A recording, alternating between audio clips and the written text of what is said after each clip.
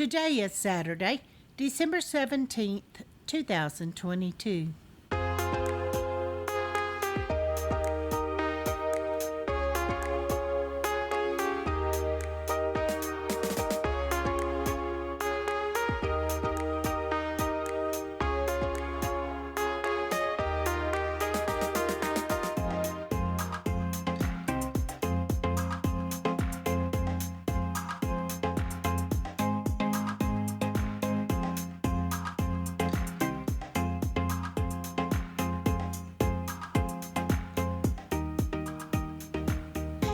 Welcome to the Survivor Fans Podcast. I'm Joanne.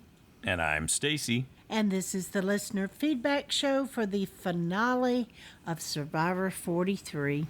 It has come to this. We are at the last installment of our coverage of 43. Our thoughts are on record.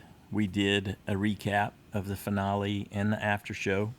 Though I woke up the next morning, I couldn't sleep. It kept running through my head.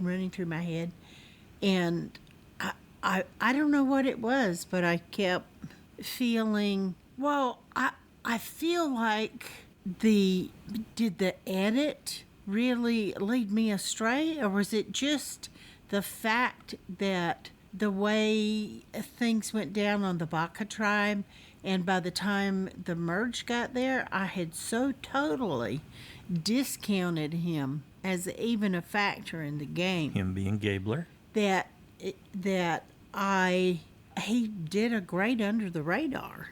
Yes. But I was torn. Whereas I wasn't the night before, and I just enjoyed the finale and, rolled with it. Rolled with it. But I had this struggle going on in my mind when I woke up, and I finally just thought, well, you did see certain things. You even commented on, that was a good move on Gabler's part to point out to Jesse and Cassidy that Carla and Cody were their equals and maybe betters. So you guys are going to be kind of judged on the same things. So right. I don't know. I just did have a little bit of struggle the next morning. I don't know why I finally let it go, but it's like it woke me up. That's what was running through your mind. You must have been dreaming it too. I don't even know. It was just so present when I woke up. I think based on some of the responses I got to preview as I was putting the audios together, there were a lot of reactions and is on a lot of people's minds. And that's what this is about. It's an opportunity to do some processing, to look at it, to share your perspective on it. And that's how we like to end the season. We hand the reins back over to the super fans, and we check in with them because they see things we don't see. They're looking through different lenses. They've walked a different path in life, and we're going to hear that. But there's a really fascinating thing somebody picked up on that they share that I'm looking forward to getting to as we dive into this. How many folks do we have? 27. Yes, 27 passionate Survivor super fans, and I want to hear it all. Right here, a week before Christmas. Good job, everybody. Yeah, that's awesome. And that's how much we enjoy the show. That's how much that we love this process. It's part of it. We're putting our bow on season 43 right here. We're going to wrap it up. See what I did there? Wow. If you could only see the admiration in her eyes. She covers her face and ducks her head at the same time. Yes, well, anything else before we get started? Just, I love you, Ben. I love you too. Ready? We sit here on our little love seat with our arms joined. Yes, okay. Last one this season, let's do it. Excellent. First up, we got a call from Pete. Hey, Joanne and Stacy. This is Pete from Boston calling here. Now, man, that was an amazing, phenomenal finale. I'm not going to say the best, but to me, one of the top-tier Survivor finales of all time. Now I'm going to let out a great, big woo!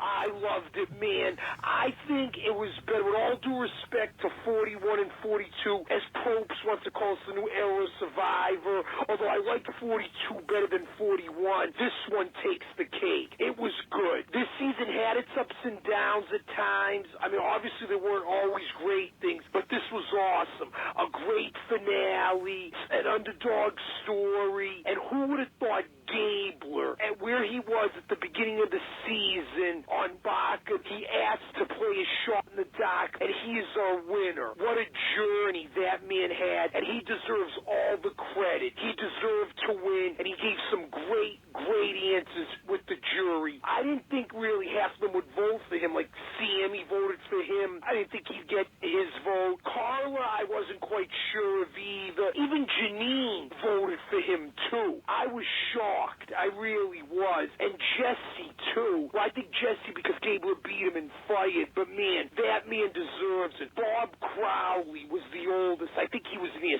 60, but Gabler, I like Gabler way more than Bob. Bob was a boring winner. I think he was lucky he won that boring Gabon season. I like this season better. Way to go, Gabler. And I was a little sad, guys. I actually thought Cassidy, because she won that last challenge, and she had a very good story, too. She voted out Carla. She was always on the right side of the vote, unlike Owen and even Gabler. She had a great story, too, but it wasn't enough. I think when she got wind of, when she saw that alliance that Gabler had with Jesse and Cody, and she was on the wrong side there a little, that's what led to her demise. But Cassidy could have been a solid winner, too. I thought she played a very good game, and Owen, just it wasn't enough. Yeah, he won some very good challenges when he needed to, and he was a super fan, but still he played a solid game, even though he got no votes. And Carla, wasn't surprised she was the final 5 vote.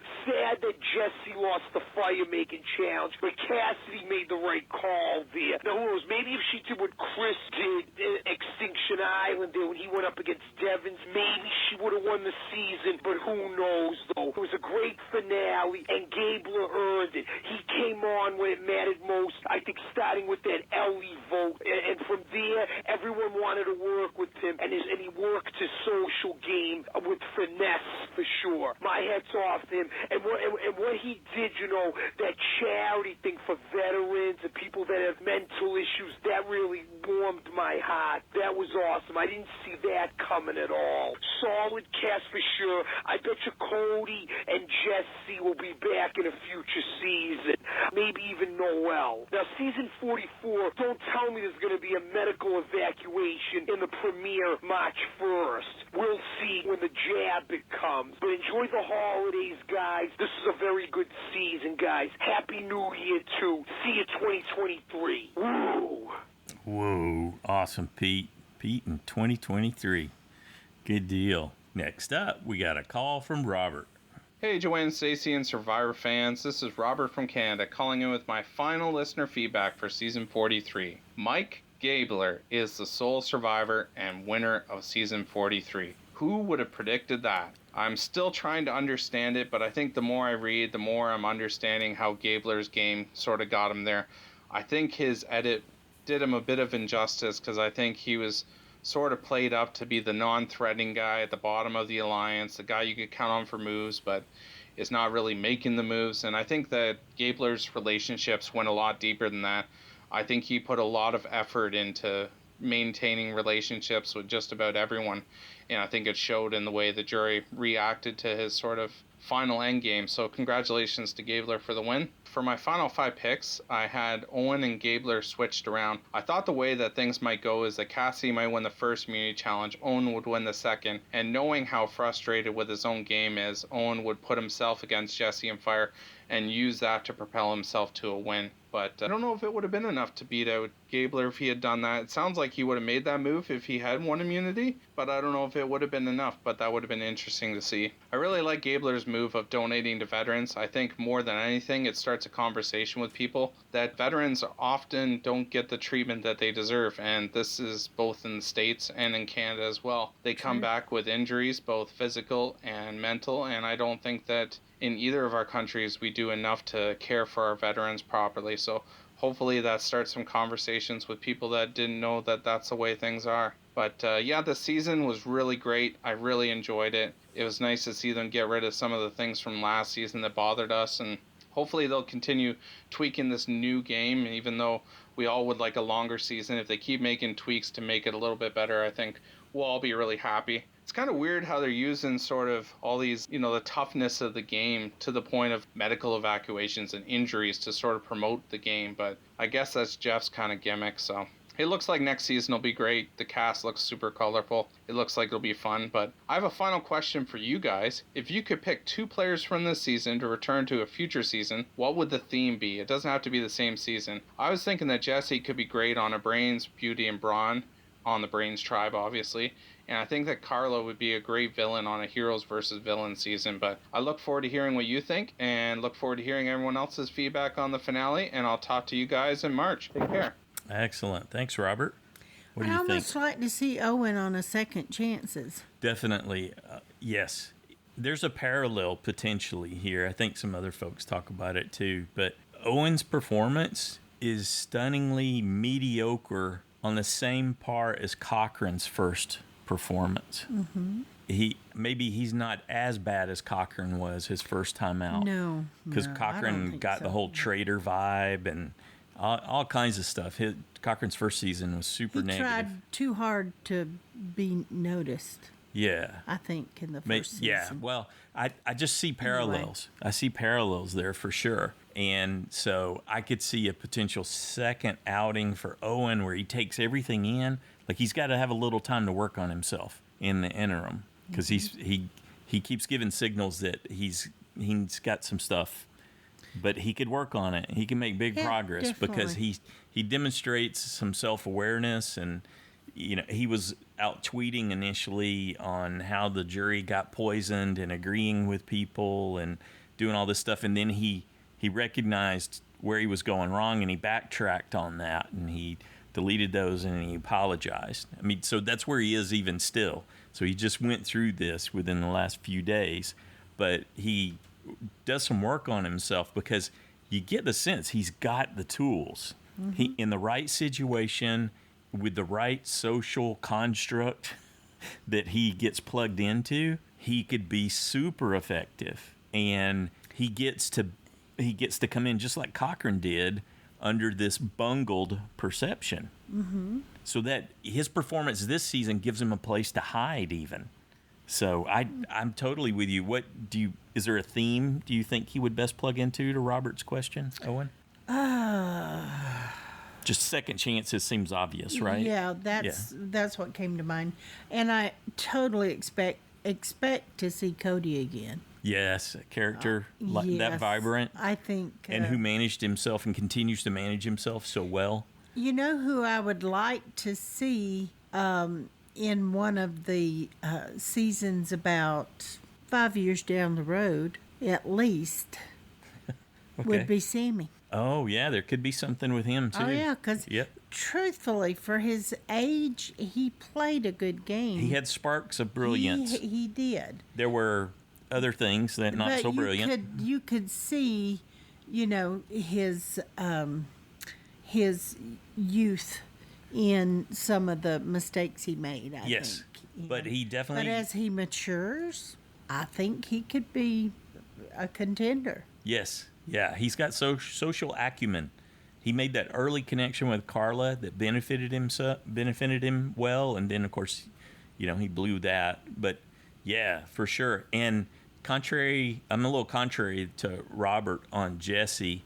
I totally get the brains part, yes, and he got highlighted for some of that. But I would have put him solidly in the villains tribe with Carla. Yeah. Given how dirty he did Cody. Well, then they would need to play together. Maybe. Again. Yeah. Together again. Yeah. Yep. Could be. Maybe. But how could they trust each other? I don't know. And that would be part of the compelling thing to watch, wouldn't it? Yeah. Would it go this way, or who's going to take who out first, or all that. All right. Thanks, Robert. This is a little different. Oh.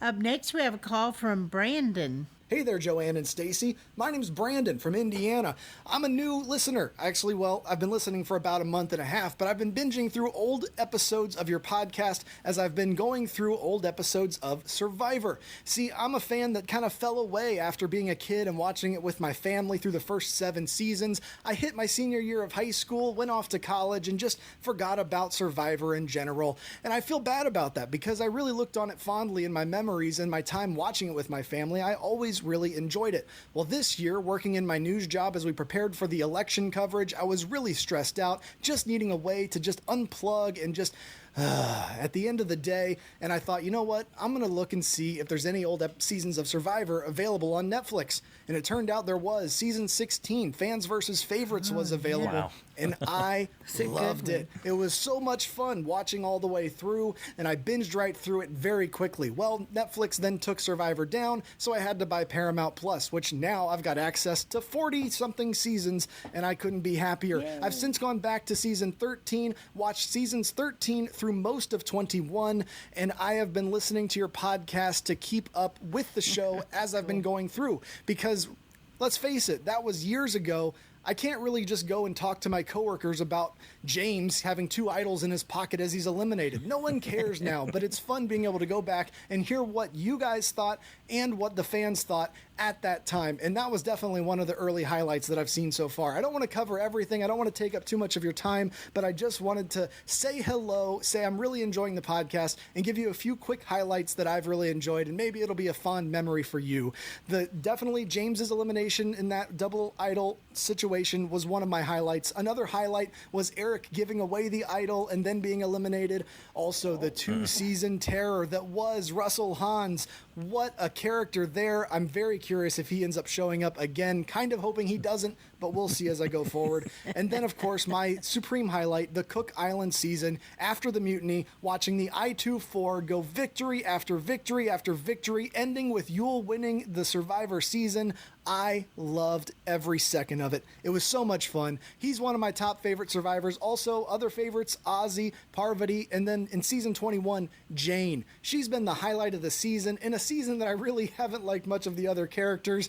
I just got through the double quit episode. Stacy hated it. I kind of hated it, but I did enjoy listening to Stacy hate it. That was fun. And listening to Joanne poke him about it. That's always a good time. So anyways, I wanted to say thank you so much for keeping the back catalog up. I've really enjoyed it. I've loved being able to listen to the other fans, give their feedback, hear the Survivor Fantasy League. That's been a lot of fun. And I'm hoping next season to join up and watch the show currently and keep up with the podcast currently. Till then, happy holidays. So long, everybody. Awesome. How cool is that? Yeah, thanks, Brandyn, for sharing. We appreciate you calling in and sharing all that. And I wanted everybody in the listener feedback show to hear that too, because you're creating that part of that history. This is episode 1317 that we're recording right now.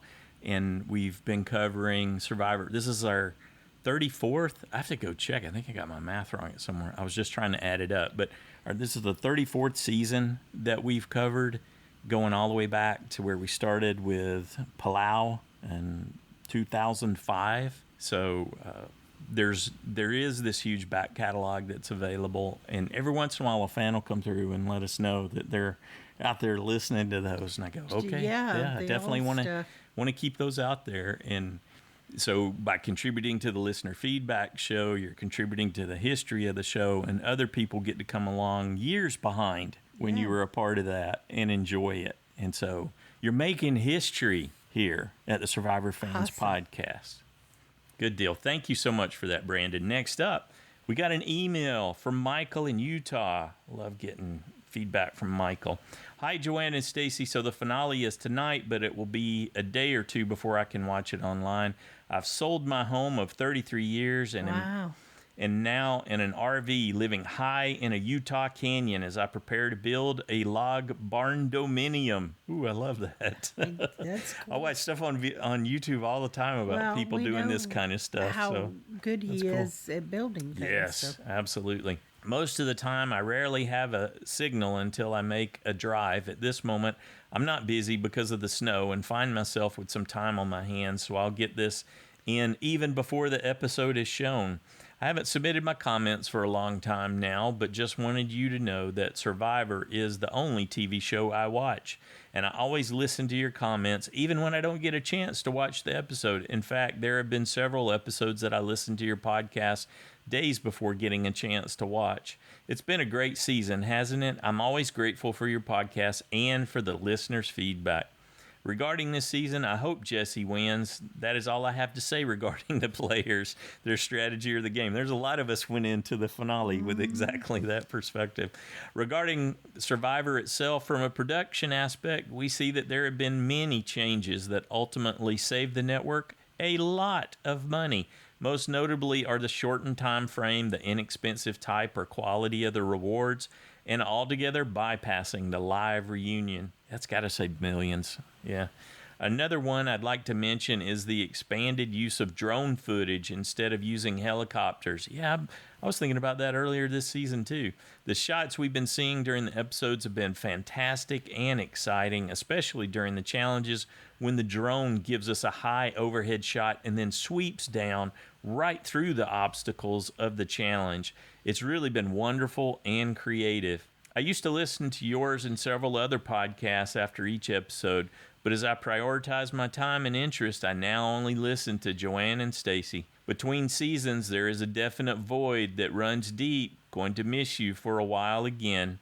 Take care. Remember, you guys are welcome at my fire anytime. I would not mind at all seeing Michael's barn dominion. Yeah, that'd be cool. So, thank you, Michael. Yeah, great to hear from you again, buddy. Next up, we got a call from Rashmi. And all my Survivor friends. Another season of Survivor and this is one of the seasons that I really did enjoy.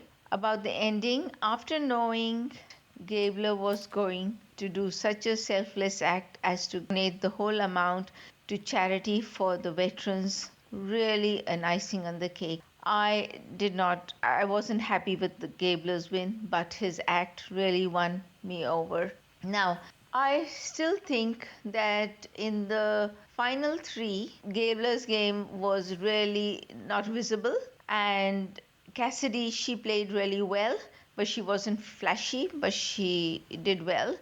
And I really think she deserved the win. However, in my opinion, her last altercation with Carla really did disservice to her. And Carla was quite instrumental in getting the jury to change their mind.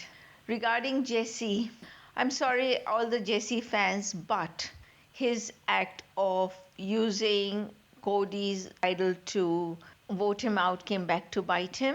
Now, if you say it's outwit would have been if he would have got Cody to actually play that idol for him like Parvati did, Eric. But in this case, Cody had given the idol to Jesse for safekeeping in confidence as his friend. And so he didn't give it to Jesse to play it, and then Jesse used it to vote him out. I think that was quite dishonorable. In my book, that's not outwit. And maybe that's what's become of Survivor now. And so if Jesse would have kept Cody towards the end, most probably Jesse would have made it to the final three. But since he wasn't a great challenge player and, well, sorry, he lost at fire making, that was totally his fault because he wasn't good at it. Yes. Whereas I don't like the argument also about Cassidy having had to make fire. No, she really won her position and she shouldn't have had to make fire to convince the jury. So that is my 2 bit about the show. And like I said, what Gabler did was absolutely so honorable, so selfless. It really touched me that this man gave the full $1 million to people in need, and that is really honorable. So yes, I'm going to miss all of them. I really did. Out of all of the players, I think Owen was my favorite, and Cody was also interesting. I can't name everybody, but yeah, those were the 2. And yeah, I had a great time, and I look forward to the next season and all the drama. And I think somehow this 26 days game has somehow done something to the Survivor, where we are getting these winners who we then think are really not deserving or didn't win it, and the real deserving people don't get it. That's what I think it is, but I'm sure rest of you will have different ideas, and I'll get to hear that. So to end off, I'm wishing everybody a very Merry Christmas. Have a happy holiday. Stay safe, be happy, and have a wonderful new year. And I will talk to everybody in 2023. Bye for now. Awesome. Thanks, Rashmi. Rashmi makes a great point. Jesse didn't learn how to make fire before he went out there. Cassidy wasn't confident enough to do that. Why? Because she didn't know how to make fire before she went out there. Yeah. These are all things that could have happened before the season even began. What could markedly be some of the most important prep that you could do should you be fortunate enough to end up in that situation, to have confidence and realize it doesn't always go your way. Sometimes things happen. There could be more humidity than you're used to, and that makes it much more challenging to do that. Even if you know how to make fire, it doesn't mean you know how to make fire in those conditions, all conditions in that climate. Exactly. You'd have to do some work in a humid environment to have more confidence in that. But my point would be more to the point, which is they need to practice it throughout the 26 days.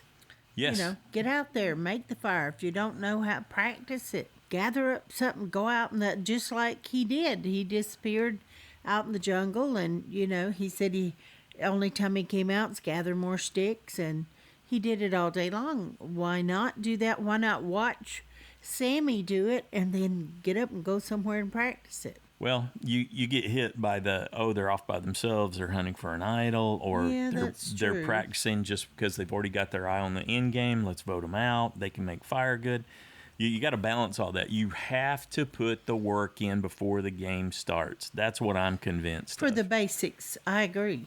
And, well, even beyond that, so that there's a lot of elements for getting a good fire. And we were just watching that. We were just watching the fire making challenge, and you can tell Jesse really didn't have a clue. I'm not saying he couldn't make fire. He clearly did. Well, since you brought that up, you should talk about the little wall he built. I didn't realize how great Gabler was doing, and it's something that's been running through my mind. I guess different aspects have been running through our mind, haven't they? Afterwards, because he broke that record, he got it in 4 minutes and 9 seconds. So we were going back and watching, and I was watching really for Jesse. I was like, sure enough, he's using sticks as thick as your finger at the beginning of the fire. He had some small ones in there, but he had the big ones in, and that's not going to do anything for you. And I was watching Gabler, and I was like, son of a gun. He built a little wall with those sticks in front of the cord. A firewall. Yeah. And it was so he could control the airflow. And you can see him at times building the sides where he can contain the structure and keep the fire in that central location, and also keep the breeze that might be coming through from affecting it. And then he used fantastic breath control because he's giving the fire lots of oxygen. And I could even see him roughing the fiber, which is one of the things they taught us at Boulder Outdoor Survival Skill. With an embryo of a fire, you need to give it baby food. And you can see Gabler at the very beginning. Those together. Yeah, he's rubbing that string together, that cordage, and it makes really fine dust-like particles that catch the spark. And then he's using his breath. You go back and watch him. He's breathing oxygen into the fire as he builds it up, and with those smaller sticks, and then feeds it again with the baby food. And then when he gets a decent flame, Jeff was talking about, what did he call it? Hessian or something like that? Yeah, he named the cordage Hessian, I guess. I'm not familiar with that. And anyway, he's like, oh, that burns out quickly, blah, blah, blah. But Gabler was putting it on the top once he got it built up to make it flame up. Yeah, he was trying for an even quicker ending. I thought, that's really smart, too. Yeah, he saved some. He didn't use it all in the beginning. I thought, I was thinking that watching Jesse, put some of that on the top. There's some other things that I was taught to do, and I've seen people do in bushcraft teachings that I've never seen anyone do. I'd still like to see. There's things that you could do to improve it even more. But as I watched Gabler, who broke this record, I had even deeper respect for his ability. Well, he talked about at the very beginning of the game when Baca was trying to get fire, wasn't he the one that said, I could do it, but I don't want him to know? Mm-hmm. I don't remember exactly, but it wouldn't surprise me. Let them, let Sammy get it going. I've toyed with the idea of going back and pulling every single clip of him throughout the season so you could see it all together, because that's what Rashmi was talking about. Yes, the shorter season is helping to highlight something, but there's a challenge here that we've been talking about for years, which is an under-the-radar game, which is effectively what all three of these people provided. It has presented itself as extremely difficult, and season 41 and 42 reminded us it's extremely difficult for some reason for the editors to convey in a pleasing fashion, in an understandable fashion. Instead, we get caught with the audience. A jump surprise ending, which is boom, here's this person.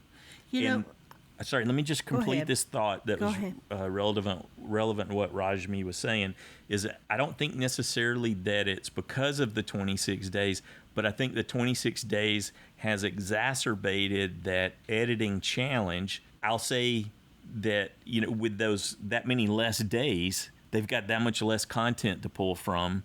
So when they're trying to tell a story, and they've defaulted for so long into, we'll just make it a surprise then.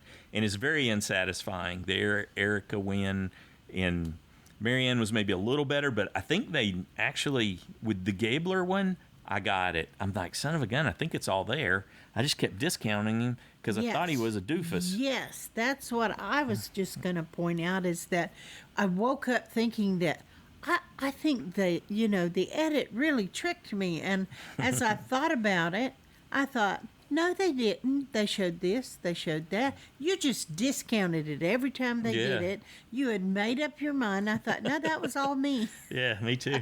I did that. It's like, I saw him do that, and I discounted it. Oh, that's just blowhard. He can't make fire, blah, blah, blah, blah.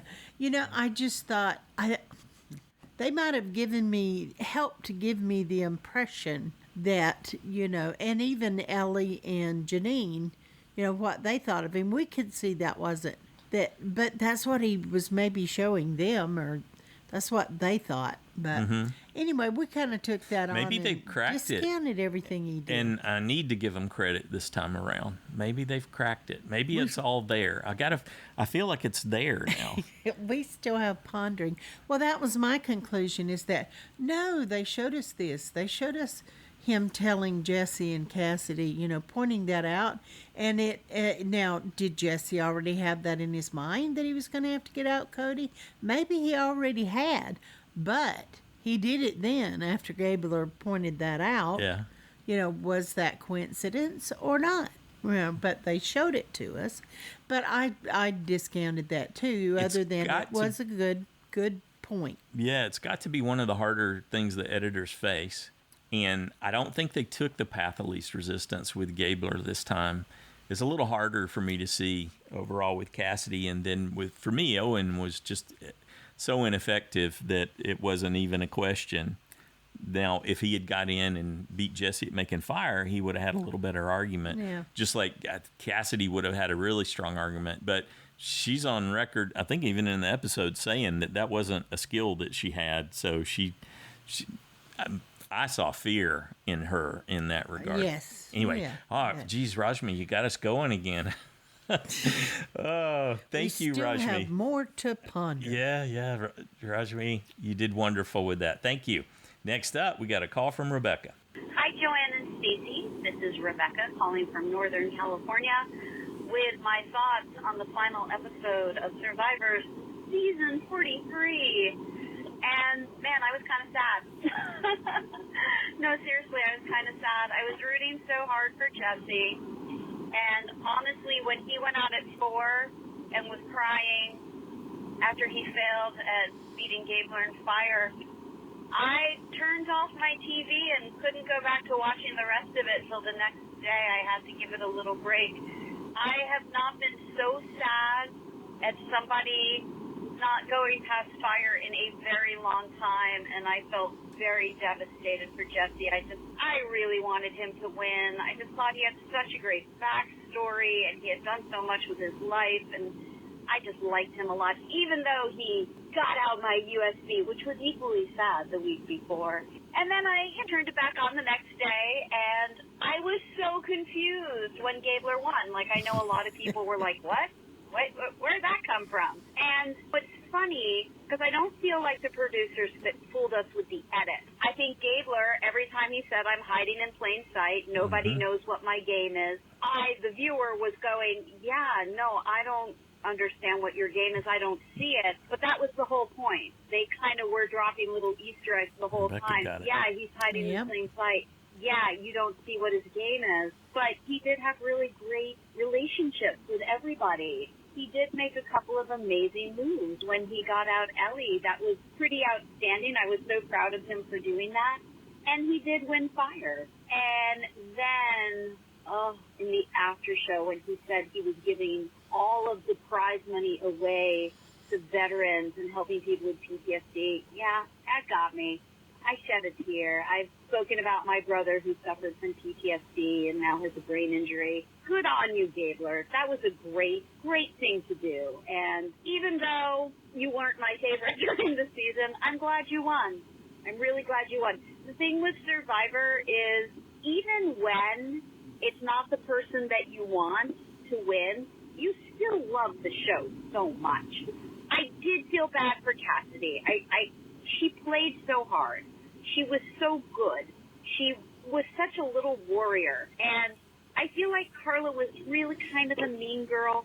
And I do feel like Carla went and poisoned the jury. And that's just sour grapes. I don't think that was appropriate. Cassidy bested Carla, and Carla should have respected her game. I was sad that Carla didn't win. I was sad that Jesse didn't win. I was proud of Owen for coming in third.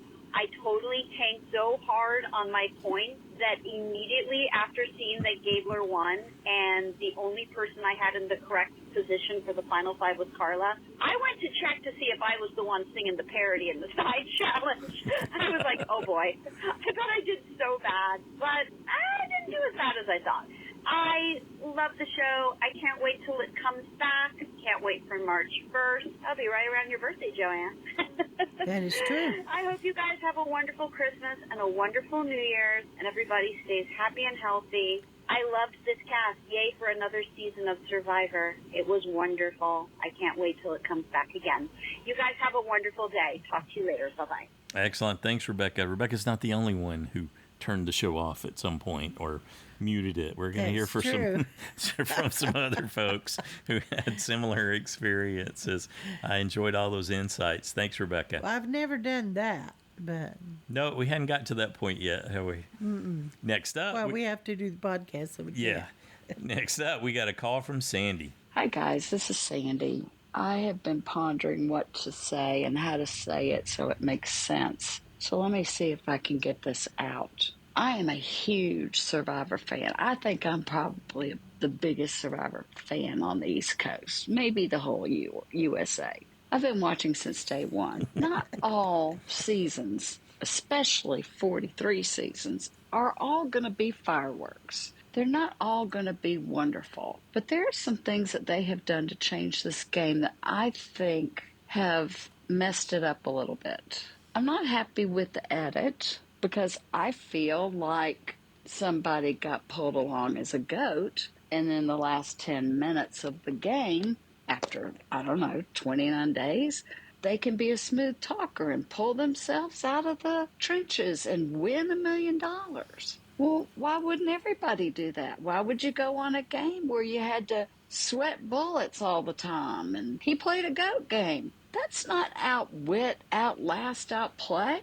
Isn't that the basic mantra of Survivor? Then there was the whole Ponderosa thing. I think there's something stinky about Ponderosa. I think there was something stinky about the way, if I'm understanding it correctly, that there may have been some biases made. I don't think that's right. And I think that as a person who watches Survivor on a regular basis, and I'd like to calculate how many Wednesday nights have I spent an hour of my day or 3 hours at a finale to watch a show that's supposed to be entertaining. And I expect big things out of Survivor. I always have. And I guess that's why I'm so disappointed right now. I feel like their focus is not on us, the viewer.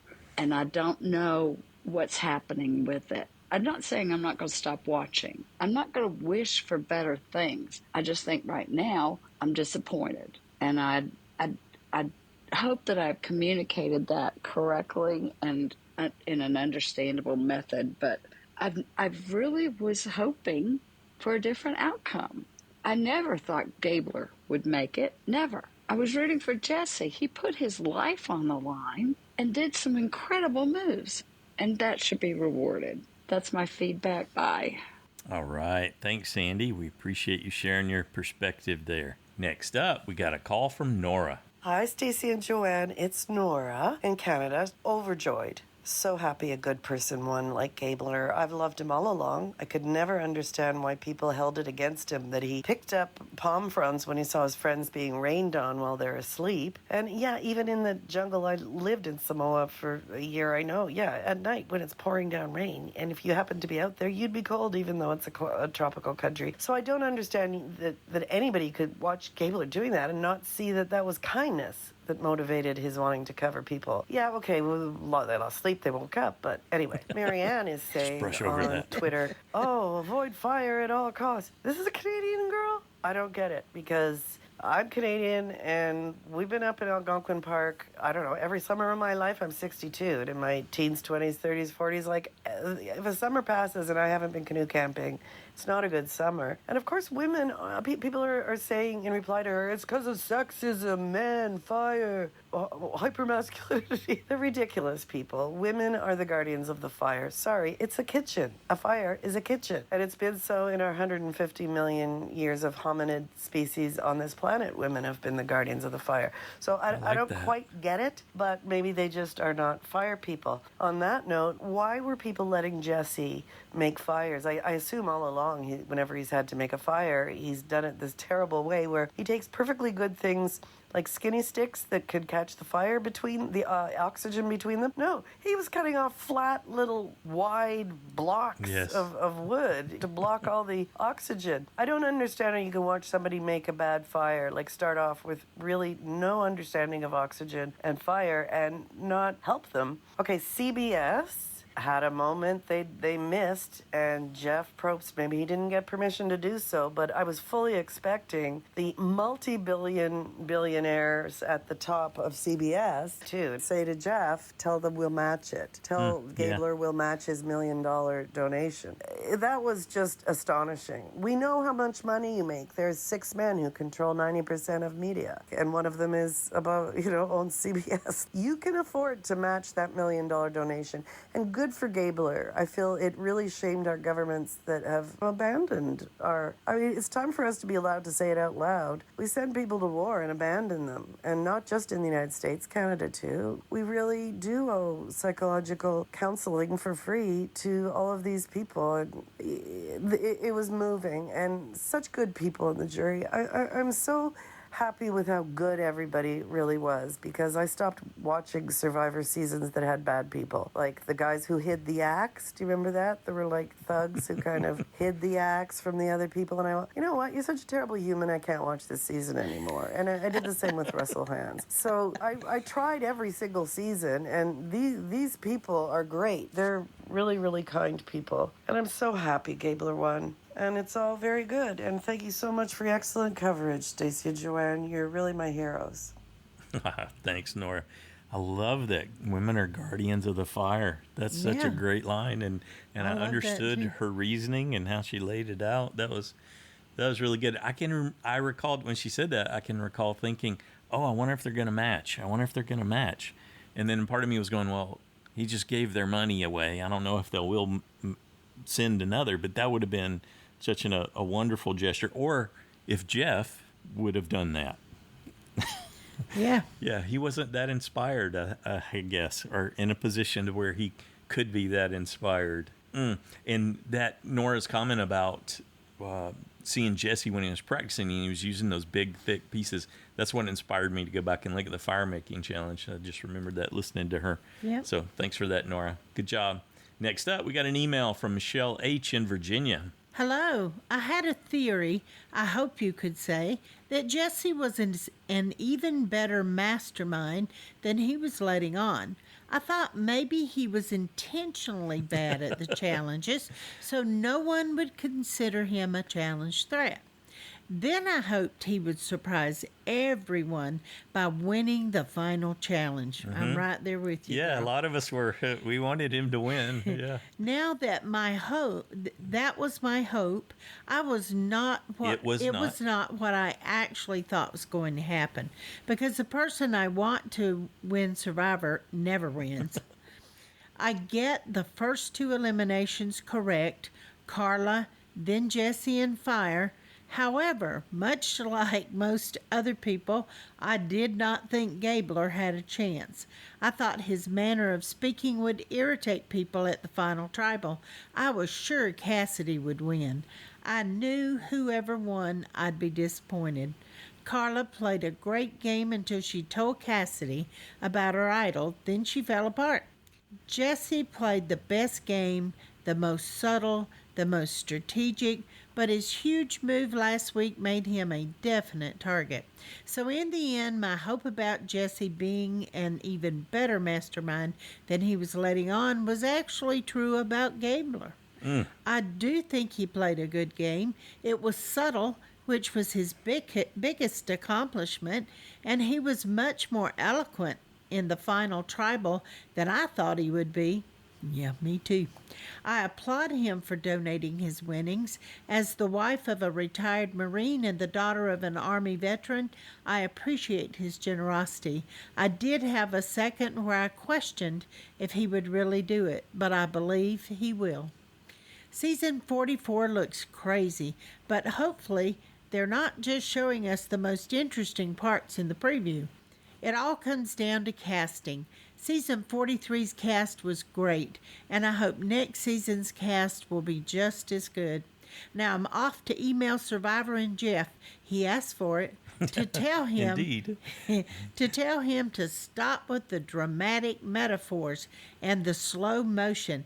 They could have added 10 extra minutes of content if they had cut the slow motion of the cast just walking.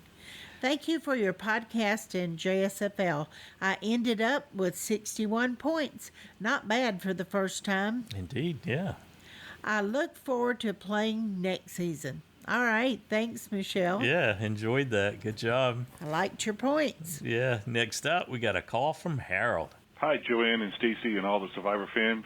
This is Harold from St. Louis.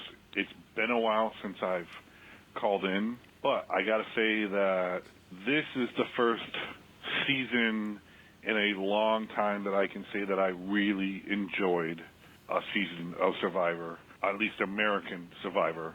There was no issues that we had to cover this season. Yes. It was just strictly gameplay and getting to know the contestants and basically a good old school form of Survivor. And I could actually even say I enjoyed the fact that Gabler won, unlike previous seasons where a goat like Marianne won. Anyways, keep up the good work with the show, and thank you for all you guys do, and I can't wait for next season.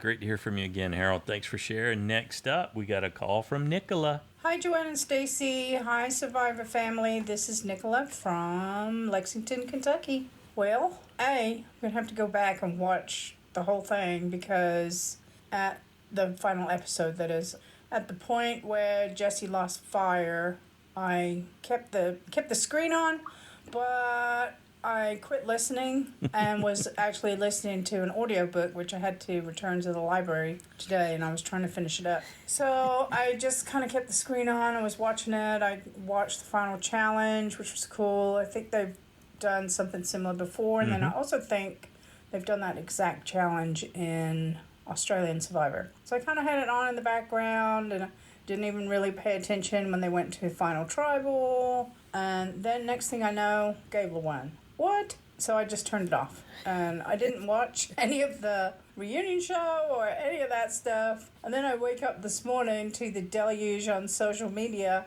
And I was, oh, well, I guess I missed that. And so I'm going to go back probably tomorrow. I'm off work tomorrow. And watch the whole thing again. And I think it's very cool that Gable is donating his winnings that way. Obviously, it's something that touches his heart, as it should everybody. Our veterans are immensely underserved in this country, for sure. Yeah, I guess I'll go back and watch the whole thing. But I wanted to send something in because I know I haven't sent. I think I only sent in feedback once this season. I've been watching and listening. My Survivor zest has definitely waned, although this season was much better than the previous two. And we'll see what happens next season. Hopefully Jackson can get back onto watching it again, but we'll wait and see. Anyway, I look forward to hearing everybody's voices. Thank you to everybody who participated this year, kept sending in your feedback week after week. You keep me company all the time, and I really love it. Thank you, Joanne and Stacy, for everything you do. See you on the JABBIC. Cheers. Hey everybody, this is Nicola again, just dropping back in. I actually managed to watch the finale and the after show, and wow, yeah, I mean, Gabler, you could totally watch the jury turn into Gabler, putting their votes on Gabler. It was very cool. One of the best final tribals, I thought.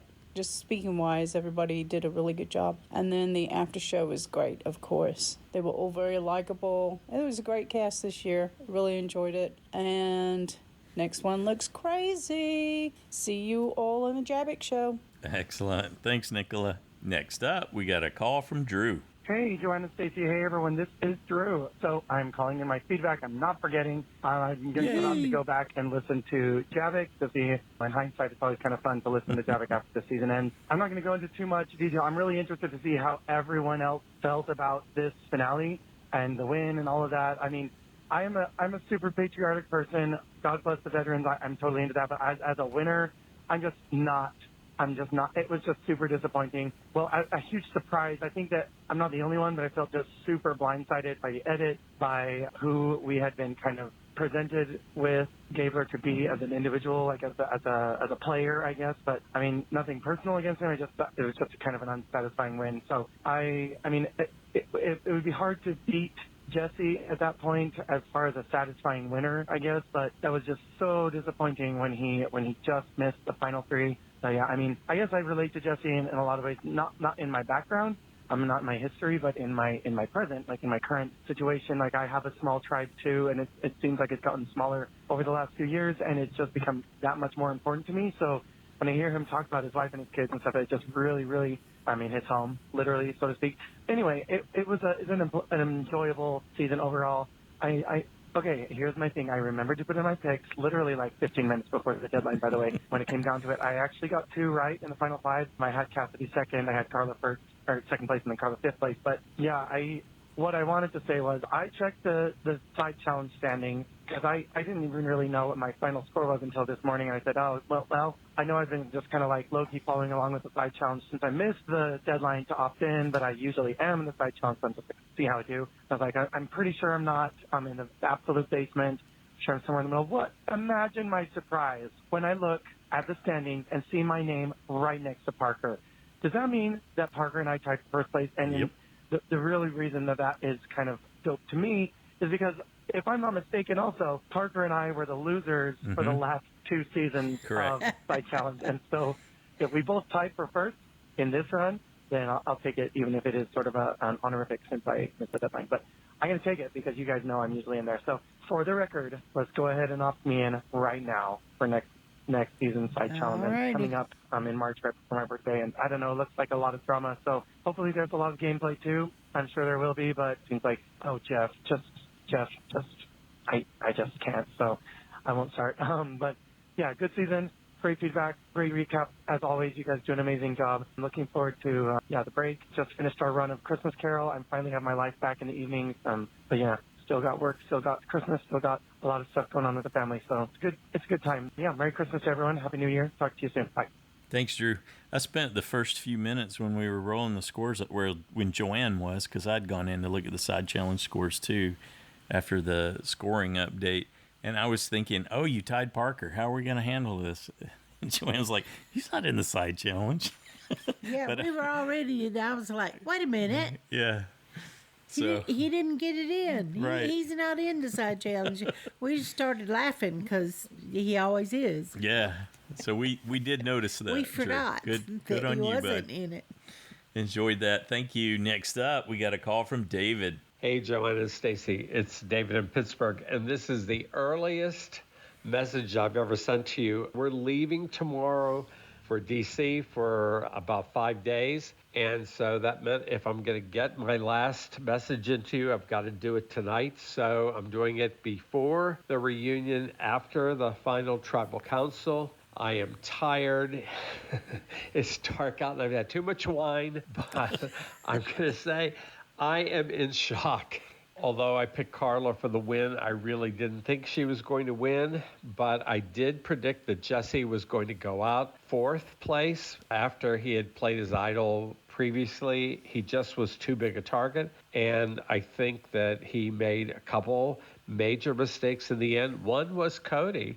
Getting rid of Cody. That was his number one. They would have both gone. They would have been a Dom and Wendell in the end. And then he didn't vote out Cassidy. So I think those were in the end, those were his strategic moves that didn't work out. And as an aside about Jesse, I just want to say I felt that he did what he had to do to move a couple steps forward, but I think he did not have to do that fist bump with Owen. I really felt that was... He should have done that. If he really was that torn up about voting out Cody, he should not have done that. I felt really bad for Cody when that happened. So it looks like Owen, the underdog, didn't get any credit for sticking to the end. And with Cassidy only getting one vote, there's something we haven't been seeing. This show has been edited. I can't put my finger on it. I've been saying this for a couple of weeks. We just haven't seen where things are going. And I felt that in the final 3, I really felt that she deserved to win. As for Gabler, okay, come on. The one thing I knew for certain throughout the season was there was no way Gabler was ever going to win the final tribal council. Yep. Anyway, I enjoyed this season. If you drop the 4 and do the 1, 2, and 3, I didn't feel it was the best of the 3 seasons.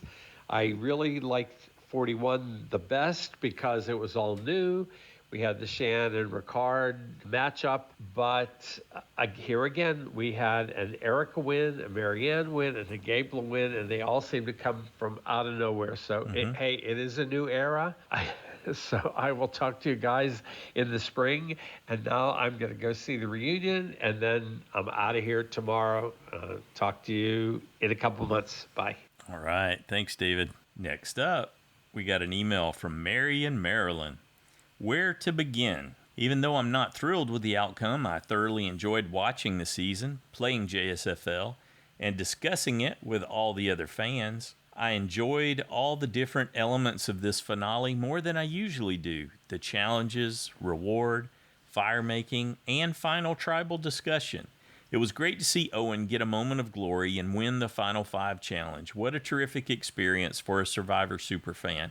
Hopefully that memory will be something he can continue to reflect on and feel proud of, even if he wasn't happy with the final results of the game. The only aspect of this episode I guessed correctly was Carla going at 5. I got a whopping 5 total points for JSFL this week. I'm amazed at those few who chose the correct Final 5 order and chose Gabler as their USB from the beginning, and we're going to hear from them. Well, to make you feel even better, that's more than I got. Yeah. Like Joanne, I'd love to hear more about their thought process and how they came to those conclusions. That's coming. Stay tuned. As it was a scenario that few imagined happening. Throughout the last part of the season, and particularly this last episode, my hope was that Jesse had been underplaying his challenge and fire-making abilities to lower his threat level, and that he would turn it on in a major way to either win the Final Four challenge or win at fire. We all wanted to believe that. Yes, I still felt good when he didn't win the challenge because I thought there would be an exciting moment of triumph with Jesse pulling off fire against all odds. It was sad to see the guy who ended up being my favorite player leave the game. Great job, Jesse. You played well and had some amazing, memorable moments. He did, and they highlighted him in a way that they never have before for a strategic player. So definitely some of the editing changes played in Jesse's favor for sure. And I know that's part of why we were all thinking that would be the most exciting end. Yep. His 1, 2, 3 countdown for how to blindside. I held on to hope that perhaps Owen would win at that point, even though, as Stacy said, he hasn't had much agency in the game. At least he had some challenge wins to his name. They focus so much on his underdog story, and we won't forget the special Chirons. So I thought there was a chance my USB would win. Nope, not that either. My final hope was a Cassidy win, even though I hadn't really connected with her throughout the game. Me neither. I felt, yeah, you can't believe how much Joanne didn't. I felt of that final 3, it would still be an all right, if not exciting outcome. She did win challenges, voted well, and strategized. Never in my wildest dreams did I imagine what happened. A Gabler win, much less by a landslide. He did have several key moments in the game where he planted ideas in players' heads and subtly contributed to guiding votes, and he was a useful vote to have around, but that, along with winning one challenge and firemaking, doesn't equal a winner to me. I'm submitting this feedback before having had a chance to listen to exit interviews, but I feel certain that much more must have happened on the island at Ponderosa and during the final tribal that we didn't get to see, for nearly the entire jury to vote for Gabler. I might have understood all the final 3 getting votes, with Gabler just getting enough to win or a split between him and Cassidy, but I still can't wrap my mind around a 7-1 win. As the seasons have progressed, something I've noticed is that players are finally wising up to the fact that they need to get rid of strong players in order to increase their chances of winning the game. The days of players sitting back and letting people like Boston Rob control the entire game seem over. However, the conundrum is that we, the viewers, are left with the memorable strong players voted out early and sitting on the jury, and the meh players in the final 3 and winning. This makes total sense from a gameplay point of view, but for fans watching at home, it's less exciting. I think it also makes strong players have to hide their intelligence, physical strength, and social relationships in order to make it to the end, so we see fewer big plays. I'm not sure what the answer is, just an observation I've made in later seasons. I think that's actually been there all along, yeah, but it's certainly been highlighted in the last 3. My overall feeling is that the winner is less important than the fun and enjoyment we all get from watching the show. Hear, hear. And joining with other fans all over the world to listen to the podcast and discuss our thoughts, opinions, and predictions. Spending these weeks together twice a year is a real highlight for me, and I'm thankful for all the fans that participate and that you put it all together. Thanks, Joanne and Stacy. Until next season, everyone. Thank you, Mary. Good job of pulling that together. I liked a lot of what you expressed there. Yeah, when you look at 3 of the 3 essential under-the-radar players, that's going to be a hard sell for sure. It always is. It is. Okay, next up, we got a call from Parker. Hey, it's Parker from Indiana, and you know how I've been saying pretty much since Merge that it's not my favorite season, but I know one thing. Mike Gabler is not going to win this season. There's no way he will. So no matter what, somebody I at least semi-enjoy is going to win. Guys, guess what? Guess what happened? Gabler won. I feel like I've been pranked. This doesn't feel real. Did we all watch the same thing? Did this all happen? I have to listen to this feedback show to see if I didn't just watch an alternate universe version of this finale. What?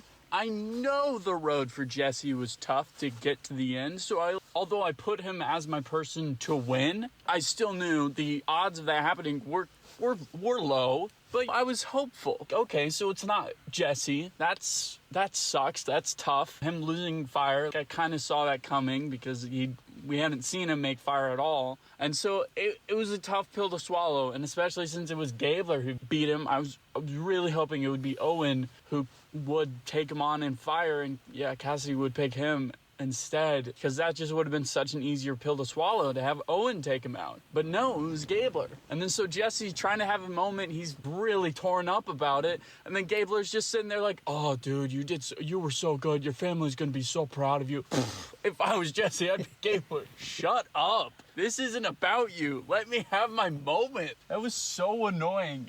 Oh, it's so infuriating. And watching the episode, I could tell. I knew Jesse's going to go out at 4 because Owen and Cassidy were the narrators of this finale, which, with the outcome of Gabler winning, I feel so betrayed by production because I feel like they want us to be outraged about it. I don't think they liked Gabler as a winner because it feels like the finale was entirely narrated by Owen and Cassidy. We saw their stories far more than we saw Gabler's. It really did feel like those two, this was their finale, this was their story, and it's just who's gonna win between those two. And then it's Gabler. Maybe that's just me, maybe that's just my perception because I'm so anti-Gabler, but that's really how it felt for me. Sometimes watching a Final Tribal Council, I can tell that it's gonna go a certain way, but I don't know, it just didn't feel like that. But, well, okay, I have to be honest, I kind of tuned out Final Tribal. It felt really boring to me. I was not paying attention at all. So maybe Gabler had an amazing performance and had a really good speech, and I just didn't care because I kind of just tuned it out whenever he was talking. But during the actual episode itself, before Final Tribal, I was paying attention to those confessionals and those moments. And yeah, it did not feel like Gabler was the star of it. So it's just baffling. I feel like we were all supposed to be in on that shock face that Cassidy and Owen had. And so I feel, I'm mad at the editors that they pulled the rug out from under us like that. And so it's just a really tough pill to swallow. So glad I don't have to sing a song about it, though. I somehow won that. That's pretty awesome. Yeah, I won something. But yeah, that's all I got. I will see you guys next season. It looks like a train wreck, but let's hope it's not. All right, Parker. Do yourself a favor, man. Go back and watch that Final Tribal Council. It's one of the better performances that we've seen. And admittedly, the bar's low with each of these three from what we were given coming in. These aren't high bar players at all. This is what's left at the end of the season when the ones with the most promise are gone. And that's what we're rolling in with. So I wasn't expecting a whole lot, but you can see point by point. Watch the jury's reaction to Gabler. Watch Cassidy blunder and go to talk about one of the votes that she controlled, only to find out, oh, I guess I didn't do that. I thought I was in control. And on the cherry on top was somehow Gabler gets credit for it in the process because he was part of the. I'm sure that one hurt. She's not going to get over that one. Right. When they said, "Wait a minute, you got me out." That's not what you said, Cody. And no, sorry, and Ryan, it was Gabler and Cody and the rider dies. Jesse. Yeah, that hurt. She thought she was one thing, but it turned out she wasn't. And that's got to be, I've thought about this a lot. If you go out there and the feedback that you get or what you learn about yourself is that you're not who you thought you were, you didn't do what you thought you did, would be one of the hardest experiences. Yeah. I'm sure you could grow. And especially in the moment. Yes. Like that. Yeah. It's like, but to find out that, no, you weren't viewed that way at all. And as a matter of fact, it's a whole different story. So... Ew, that's harsh. Yeah, that would be really painful. I'd want to get some help for going through that. And none of us truly know how we're perceived by others unless you've run the gauntlet in something like this or some kind of similar experience. Okay, thanks, Parker. All right, let's do this some more. Let's check in with Shahin. Hi, Joanne, Stacey, and to all the Survivor fans, Shahin here. Let's just get into the meat of it. I'm really shocked. I'm very apathetic. I've been apathetic for days. I don't really want to watch Survivor anymore. there's 3 seasons of purple edits getting worse and worse and worse every time. I don't know if it's the profile of viewer that I am. I don't want to be too rude, but a lot of the people that have enjoyed the game, the ending of it in particular, and I'll put both of you in because you both seem to enjoy the outcome, are people that are in a certain age bracket, say between 40 and above, and the people that my age bracket, they can't compute what just happened. It doesn't compute with us. This isn't the Survivor that we used to watch or want to watch. I thought we put the Natalie Whites of old in the annals. You know, we threw it in a box, never to see that thing ever again. We threw that thing into the ocean. But no, it's reared its head back up in probably one of the worst ways possible. Now, take this away. Take the fact that he's a nice guy and he gave it to charity. Great. That's an amazing cause. But what it seemed to do, okay, he didn't use it to influence the jury. The jury got influenced by a poison jury, in my view, and subsequently it's come out. And don't say that was a really good after show, because if you see the interviews, there are a few people that did not like that after show because of the raw emotion and because you're shoving 5 to 10 glasses of alcohol down their gullet. Of course it's going to sedate them. That's horrible. Xander's also come out in the past and said that it's not easy to have your loss shoved in your face. What are you going to say? So, yeah, it's come out that joy was somewhat poisoned. And look, I got the beginning right. I got the first 2 votes right. I talked about the permutations last week. Obviously, I didn't get this part right, but I just feel like I don't think I can watch Survivor beyond 44. I'll watch 44, but I don't think I can watch 44 and beyond, 45, sorry, if this is what it's going to be. If the game continues to give the audience such horrible edits, and I don't know, is this the monster? Is this the monster that Jeff's been talking about, where he messes around with his viewership? Him in Van Wagenen? Is this what it is? Because I don't like it. A lot of the fans, again, don't like it. But what I want to say is, please, take the niceties away from the guy. He's done a really nice job, but it just feels like a lot of the people that have had affiliations with vets, which I completely understand, as soon as this information came out, they have seemed to think that immediately franks him as a winner and makes him a good player, where it just hasn't. He's won by default, and this has happened once or twice before, and I don't want to see it again, and it's really disappointing. You'll see me again next season, but I don't know how long we can take this, because it's gone from such a great 10, 11 episodes, and then it ends like this. It's just very difficult to stomach, and I wasn't sure what angle the two of you were going with that in enjoying it, whereas I think a lot of the viewership are not going to enjoy it. All right. Thanks, Shahin. Well, we can't say it was good, hon. Sorry about that. We'll have to rescind. No, actually, no, I don't. Everybody has an opinion. Come on. Yeah. I did like his reference of Natalie White, because I think it's you had made that reference in the recap. Very apropos. Yes. Here. Yes. Because now, even though I haven't met Gabler in person, and I don't need to, but I am curious if I would feel differently about him if you met him in person, because the minute we met Natalie, I understood the vote. Yes. And so did a lot of people that were there, that were... myself included. Yes. Super fans went, oh my gosh. I would put myself in the same boat as Shahin after the end of Samoa. Didn't get it at all. But, like you said, when we were down there covering it, and we got an opportunity to speak to her. Over and over again. Yes, multiple times. And my understanding of the game changed. There's been so many moments from doing the podcast. One of the reasons I feel compelled to continue to do the podcast is, well, first, there's the enjoyment and the opportunity to do something with you, which I derive great pleasure from. And that was the design of the whole thing, and it's panned out wonderfully in that regard.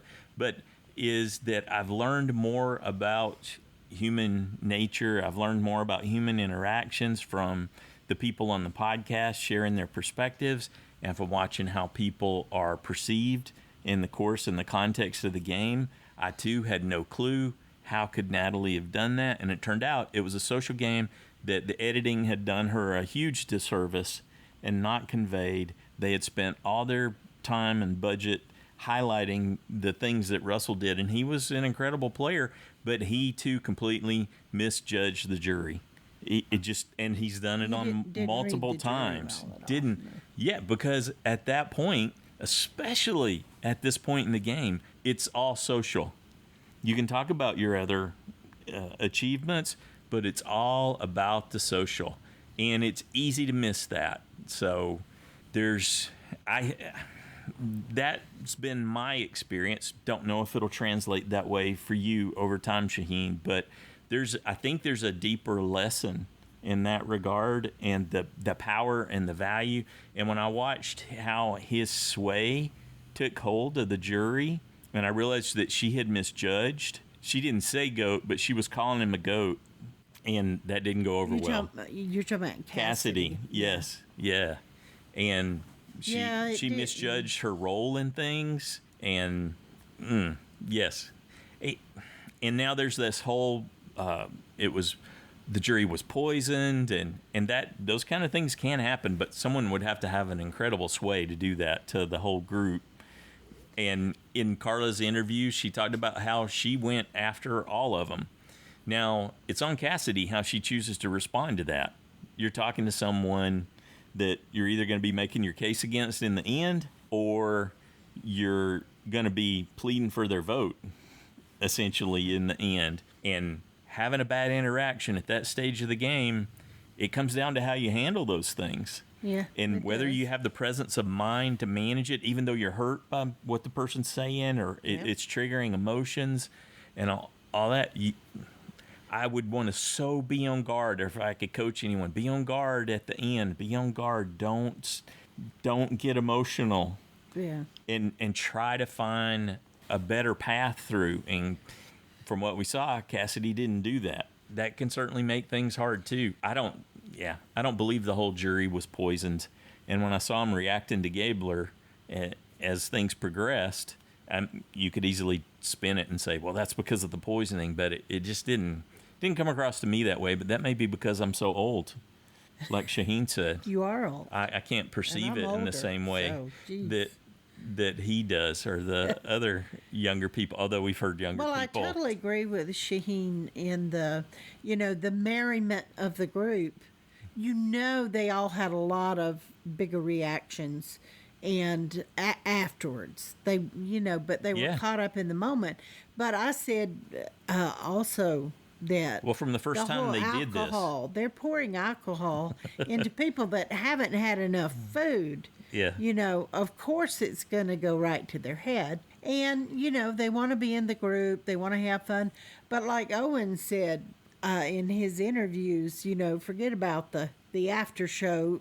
Let me go take a shower. Right. Let me have a moment to grieve my loss. And then I'll be happy to laugh and carry on with you. And this It's not fair. But he said something about he was drinking out of the bottle of champagne just to deal with, being there at the and being a part of that. It's not fair to the losers. Absolutely agree 100%. Yeah. It is not fair. Survivor's not fair. It is a social game in the end. Yep. And it's what that group of people decide they value together. And sometimes that can be cohesive, sometimes it's not. And this time it was cohesive. And yeah, there's all that. Just not the way everybody thought. Shahin, really? Ageism? Come on, dude. I'm going to say what I said to you earlier. Hang in there. Go back, study it but give it a little time. You can't call that ageism because, we are more toward Gabler's age than Shahin's We're both older. age. We're both older than Gabler. So we're both older than Gabler. Yeah. So yeah, he's younger to me, but yeah. But anyway, like but I think said, if you listen to, you get the different responses across ages. I don't think it's an age kind of thing at all, and it made no difference to me that he donated that. The more the thing that I appreciate about how he donated was how he made it inclusive. And that was just super, that was very generous emotionally, and it was smart and kind and all that. But him donating it wasn't what changed my mind about thinking he was a worthy winner or not. I thought, wow, he did it.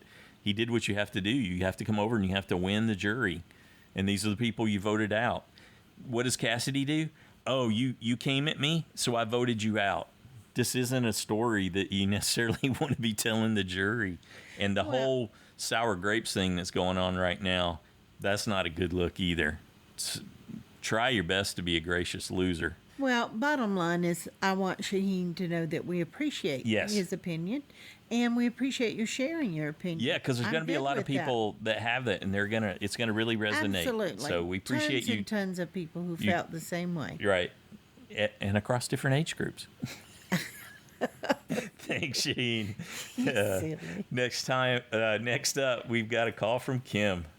Gabler says his biggest mistake was offering himself up and to play his shot in the dark when he blew that challenge. But maybe that was the moment when he became the GOAT, who became the winner. This is Kim from North Carolina. Cassidy regrets the last conversation, but I really think Carla was kind of a jerk. In fact, I even wrote on my notes, I wonder what Joanne thinks about this, because Carla's done some things that didn't really reflect as well on her as we would have might have liked. Mm-hmm. I have a secret to tell y'all, and it's this. Sometimes I mute the TV during the challenges. I just rewatched the part where Gabler says he's going to give the money to the veterans, and it got me a second time. This conversation about all the crazy activity with the idols and hiding the idols and giving them to other people is just going to make Jeff, I can see from his smile, it's making him super happy that the knowledge is power created that effect. So you know it's coming back for sure. Yes. Not to mention that the knowledge is power put the target on James and he got put out of the game. From Jeff's point of view, the chaos is desirable. Before I forget, I need to say that this edit bamboozled me, and the alligator bamboozled everyone. So, wow, good job, Gabler. He played a great social game, and he understood what people would think about him and used it to his advantage. This cast is really great. Everybody seems really nice. I'm watching the after show, and Cody is just incredibly charming. I would love to see him again. I dance all the time, so his little dances just charm me. This season has been great. I appreciate all of you and all the people who've been on the podcast in the past, and especially Joanne and Stacy. Happy holidays, happy winter break if you haven't. Everybody stay safe. Happy New Year. All right. Thanks, Dancing Kim.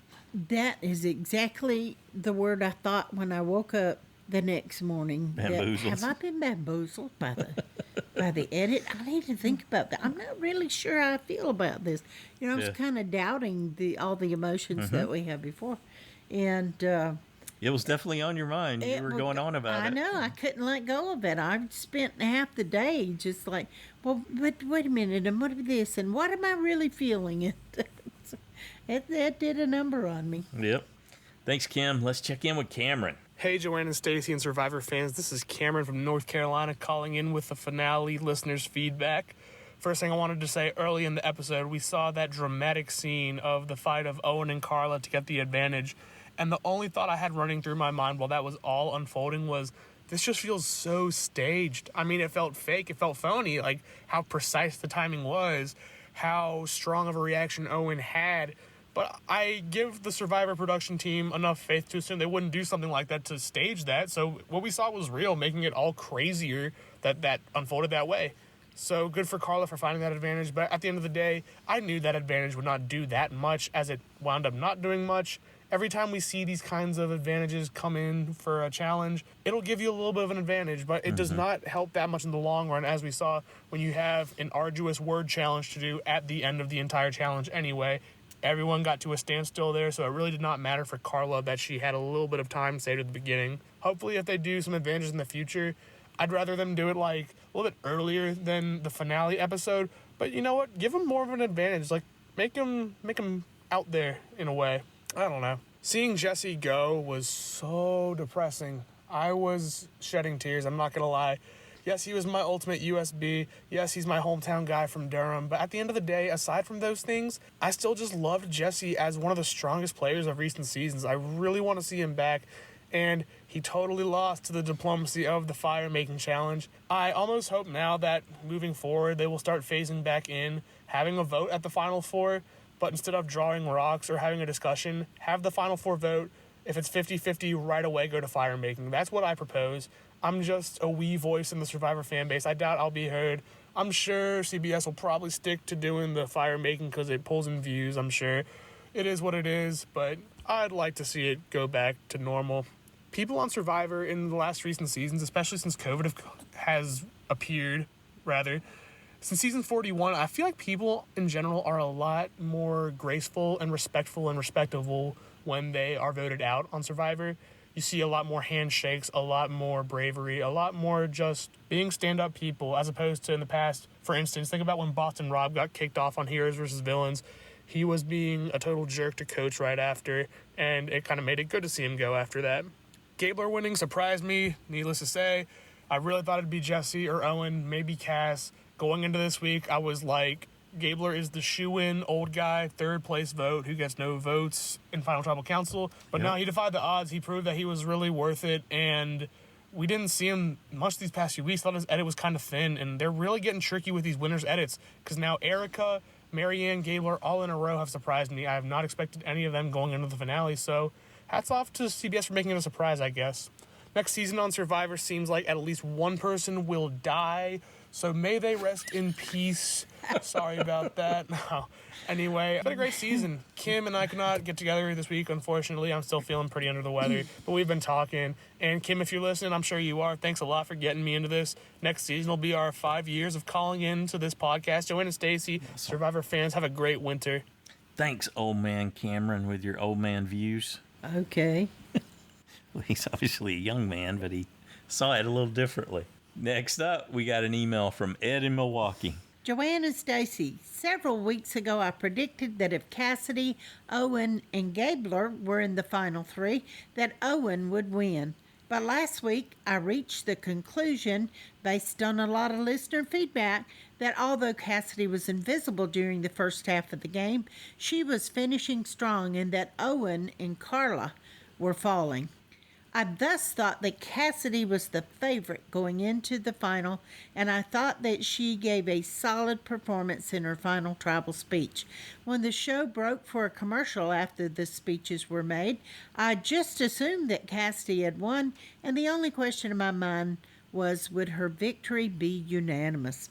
The best way to describe what happened is to quote Gomer Pyle, "Surprise, surprise, surprise." Oh, that was good. In breaking down Gabler's win, I sensed that the cast's feelings about Gabler were different than the edit shown on TV. In the early part of the game, I was given the impression that Gabler was not well liked and was a goofball. I have yet to hear an explanation regarding his decision to spread palm fronds over his tribe mates while they were sleeping. Even in the latter parts of the game, it was everyone's goal to bring Gabler to the final as a goat. In the end, it appears that the tribe grew to have great affection for him, and also, like surprise winner Natalie White, he spent a lot of time listening to his tribe mates about their lives outside of the game, and he got to know his tribe mates well. I did not anticipate that Gabler would donate his winnings to a veterans-related charity, but given the concerns that Gabler expressed about veterans' issues, I am not shocked that he would do this. It has been hard to watch Survivor this season with the detail that I have historically given it. Survivor is my #1 show of all time, but I also watch The Amazing Race and The Challenge. This season, all 3 shows aired on Wednesday nights. Oh. It has been hard to absorb all 3 shows in an evening. I hope that CBS and its corporate cousin MTV correct this problem. Finally, the one thing that I have wondered about all season is, do you know if there's any connection between Gabler and Idaho veteran Ben Drybergen? Thanks, I Ed. have no clue, Ed. I don't think so. And I was reading something in one of the Survivor forums. There was a guy that was at an after party that Ben was at, and he saw Ben talking with some friends. and he realized that he didn't think Ben heard what Gabler had done. So he actually went over, apologized, interrupted, and said, and told him, shared what Gabler had just done. And he said Ben just teared up hearing that, because Ben has had all those PTSD, so it definitely had an effect on him. But I don't think that's actually the case. It doesn't mean they knew each other. Yeah, I don't know for sure, but yeah, we have no insight. Sorry. Yeah, that's essentially it. Thanks again, Ed. Next up, we got a call from Tim. Oh, this is the one I was waiting on, the answers. Yes. What's up with Cassidy's hair? All right, this is Tim calling from Connecticut. I guess I'll augment my previous comment now that I've seen the end of the episode.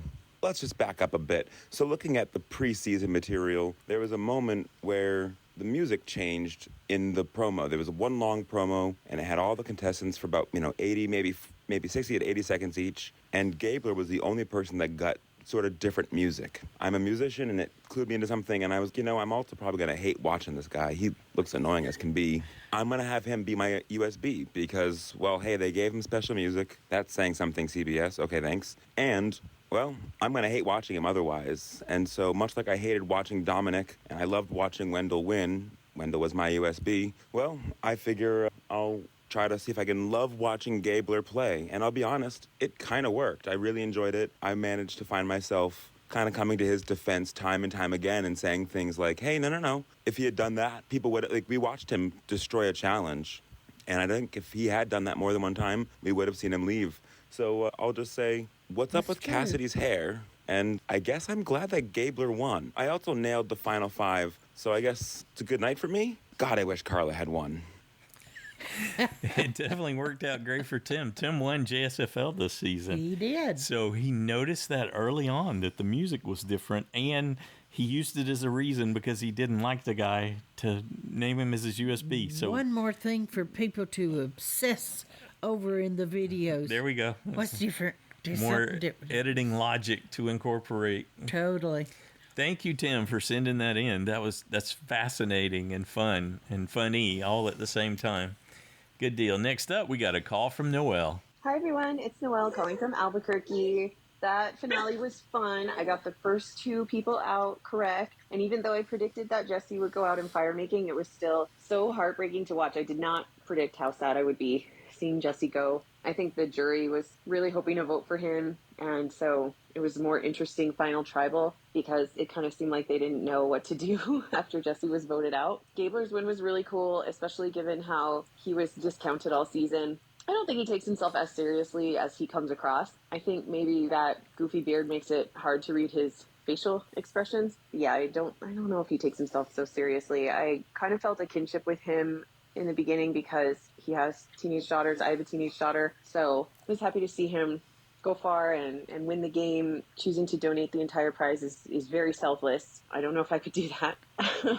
Oh, the reunion show was not my favorite. It was a little too after school special for me. And it seemed like it dragged on it was 40 minutes long. It was just a bit much for me. It was just talk show again, I thought. I didn't love this season. It's not my favorite, but that's okay. They don't have to make every season according to my preferences, but I have been racking my brain as to why, like what happened. Like I don't think it's the cast. I don't think it's the 26 days, but I think I've landed on it. I think that just for me, the storytelling wasn't there. And I don't feel like we had storytelling in the last 2 seasons either. So now I'm kind of thinking if they're going to keep the 26 days, they need to figure out how to adapt the storytelling so that we're still getting that, because I do miss it. Did you guys notice that at the end of the show, they were, if you have feedback, you can email us? That was so weird.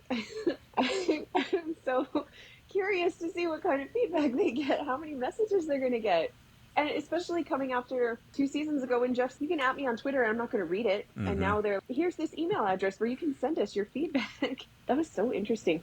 I do kind of suspect, I've heard people talk about there's no villains anymore. I kind of suspect that the people who make the show are really sick of seeing the castaways get bullied on Twitter. And so I think that's why we're getting the backstories, and that's why we're not getting villain edits. And maybe that's the point of the email address. Like, hey, if you don't like something, you can just tell us. You don't have to bully our cast. I keep wanting to thank Drew for sharing that anecdote about meeting Sammy. What a cool story that was. And thank you so much for sharing it with us. Everybody have a great holiday season. We'll talk to you again in March. I'm looking forward to it. Bye. Thanks, Noelle. One of the things I plan to do is to send, I got some things I'm going to send that email address to, but I'm going to send them a link to this show and say, here's, what is it, 27? Here's 27 fans that you can listen to and get their feedback on the season. And in detail. Yes, as well as there's more. Here's something all season long, if you're willing to go back and do that. So, yeah, good deal. Thanks, Noelle. Next up, we got a call from KimJ. Hey, Joanne and Stacey, it's KimJ from Nashville. This was a very interesting season, very up and down for me. I felt like the pre-merge was really good. And I felt like once the merge hit, I really lost track of the relationships and how they came together. For instance, in the split tribal episode, Sammy was really trying to get Carla on board because he said that she was his like number one ally. And I was like, when did that happen exactly? Yeah. And so that happened with a lot of the different relationships throughout the post-merge. I was trying to navigate exactly who was aligned with who and why they were aligned, because I just didn't feel like we saw any of those relationships really develop. And so it took me out of the season a little bit. Coming into the finale, I was certainly hoping for any combination of three outside of what we got. And my husband and I were talking last week after last week's episode about who would win in this final of Cassidy, Owen, and Gabler. And he felt Cassidy would win. I felt like Gabler would win. So I ended up being right. I guess I'm a little surprised as to all of the backlash from a lot of Survivor fans to the jury members who were frustrated because they felt like Cassidy should have won. And I guess I don't share that same sentiment because I just don't feel like she really did anything. I mean, I understand that being on the right side of the vote is fine, but if you weren't really involved in the strategy of those votes, then I'm not really sure that she has a lot to hang her hat on. Mm-hmm. I mean, none of the three really did at the end of the day. I mean, poor Owen had zero chance. And I felt like, Cassidy's big, knots that she had on her belt in her mind was the Ryan vote. I thought was a terrible move for her because I felt like he was somebody she could beat and should have tried to figure out a way to repair that relationship and use it to her advantage. And she just didn't do that. As far as Gabler, I mean, I don't think that he's a master strategist, but frankly, has a master strategist won any of these last three seasons? No. Nope. I mean, I think of the three winners, Marianne certainly, comes to the top. I would put Gabler above Erica just because we really didn't see Erica do a whole lot.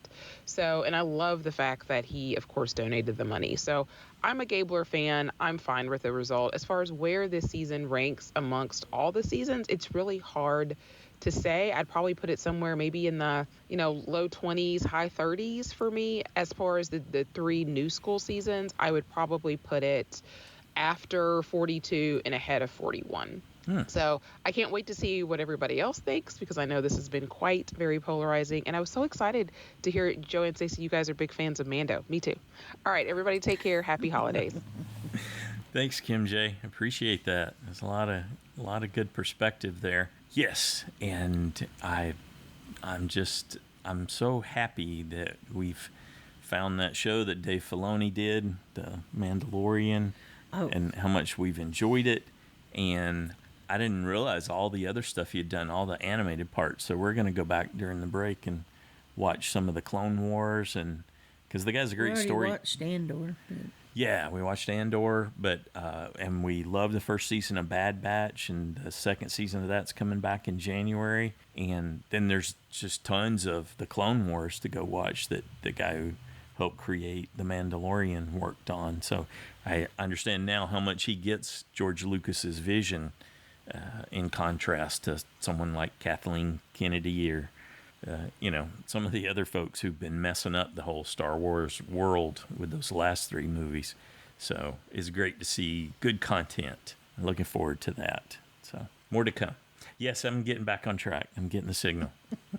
Thanks, KimJ. Next up, we got a call from Jade-n-Christine. Hi, Joanne and Stacey. This is Jade. And Christine. From Hawaii. Aloha. So this time Mom/Christine has the cold. But we're gonna try anyway to just give our impressions of this season and of the winner, who we're very disappointed in. Not because he's giving his money away. We're very happy about that. Good for you, Gabler, whatever. Yes. It has nothing to do with the game he played or the game that at least that we saw, which we found very disappointing. Yes, and I think that is where we're at with looking at the winner, and it just doesn't make a lot of sense with the edit that he had.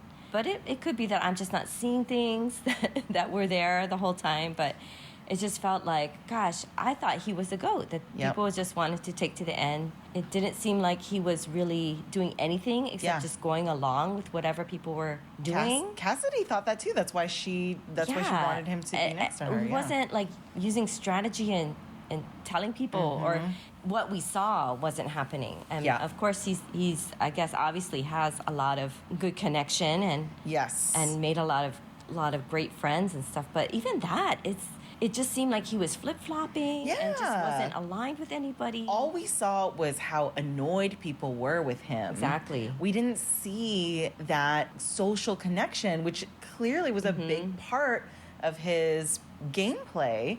And I think it's really frustrating that we don't get a chance to see that, or that we didn't get a chance to see that. Instead, the editors are showing us these silly moments that maybe are going to get more eyeballs. Is that why? I don't understand. They had so much fun with Owen. They made Owen this really great narrator of the game. They gave him all these fun little like graphics, and yet he has no votes, right? So why are the editors doing this to us? I really think it's more of an issue with editing than with Gabler for me, because everyone else in the jury is saying he's a great player. I believe them. I trust their judgment. But I didn't get to see that for myself, and that's not satisfying. Yeah. Not a satisfying season. Yeah. Overall, I mean, it was a really fun season. I love the players. Advantages, and the cast was really fun. Yeah, I really like this cast too. It's more just this last episode that I was bummed. I was just so disappointed that Jesse didn't take out Cass. He should have just taken out Cass instead of Carla. Know. And he could have had a better chance. I don't know. No, we're almost out of time. In general, we enjoyed the season. Yes. Aloha. Thank you so much. Thank you, Joanne and Stacey. Thank you, everyone who calls in. We are going to watch season 44, of course. We're looking forward to it. Thanks, everyone. Bye. Thanks, Jade-n-Christine. Hope you both stay healthy over the holidays. You know, one thing that made me think about when they were talking about what was shown, I kept wondering, because we'd just written him off at the merge and, you know, he's a GOAT, blah, blah, blah, but why don't they get rid of him? They can't trust him. That was locked into my brain. But I kept wondering, why is everyone always telling Gabler stuff? I thought, if he's a good listener, you know how it is. We've met those survivors that when you talk to them, their focus is so on you that they're just hanging on every word you say. You feel like you're the only person in the room, and they're listening. And I'm thinking, if he showed that ability to them, and that maybe that's why everyone was wanting to. They felt like, well, he's my friend. Right. You know, and they're discounting him. Why are you telling him stuff? You know, don't you think he'll go tell? But it seemed like everyone started to trust him. Yes. Maybe not the people that was in his original tribe. That's key. That's definitely key. But the other people did. Yes. He was honest about, you know, Ellie, even though she was from his tribe. He went along with the vote, all of that. So I think I kept looking at myself and I thought, a lot of that I did actually see, I completely discounted. Right. I rejected it. Like, no, y'all crazy. What are you telling him for? He's going to be... We accepted an alternate narrative from the edit. We all try to interpret from the editing logic that we think we perceive, and they leverage that to surprise us, and that's what Jade-n-Christine were talking about, which is so, and a lot of other people are, which can be so unsatisfactory, is for the ending to be a surprise. Well, I just wanted to understand my own thinking. You know, I want to understand myself. So I respect everybody's viewpoints, and, you know, everybody has valid points. It's just, I wanted to understand more about myself and, So during my process, that's part of what I was looking at. Good deal. Thanks, Jade-n-Christine. Next up, we got an email from Josh the Plush Moose from Massachusetts. Dear Joanne and Stacy, I'm not sure what we just saw, but wow, what a way to end the season. Congrats, Alligabler. Here's my other observations. If Janine had left her mouth open much longer, birds would have nested in it. Nice. That is true. I thought it was weird that Tree Mill had a better shelter than the tribe did. That's good. I like that. I like how you connect these subtle dots. Did Carla base her negotiating style on the Robb fathers? It appeared so. In her interview, she said she went hard at all of them. They only showed us her going hard at Cassidy, but evidently she was putting the stiff arm to everybody at the end there. I wonder if jurors would respect immunity wins more if they watched the challenges. That's an interesting point. I like that. I don't know how they couldn't Yeah. appreciate it more. Yeah. Survivor is a game of seconds. If Cassidy moved like me, her stack would have fallen. Jesse's game literally went up in flames. It did, didn't it? With the 3, although they were quite Little small. flames. Yeah. With a 3-hour rewatch and 5 pages of notes to edit down to 1, the finale became a 3-hour tour for me. Wow. Survivor 2.0 frustrates me. Editors like drama and big moves, but juries reward quiet games. Jesse is an example to his children. Owen throws tantrums like a child. Yeah, definitely. I love interactive jury questioning. Real-time fact-checking is far better than juror rants. Yeah, I agree with that, too. Did James buy one of those voice changer toys from the back of a comic book? This was my least favorite part. It's like, oh no, that voice is back. Here's James talking into a fan again. Gabler in the library with the coconut? That must be from the Clue Fiji board game. Yes. Unfortunately for Owen, it's outwit, outplay, outlast, not outclaw, outscratch, outscramble. Gabler, Kaiser Sose, or Forrest Gump?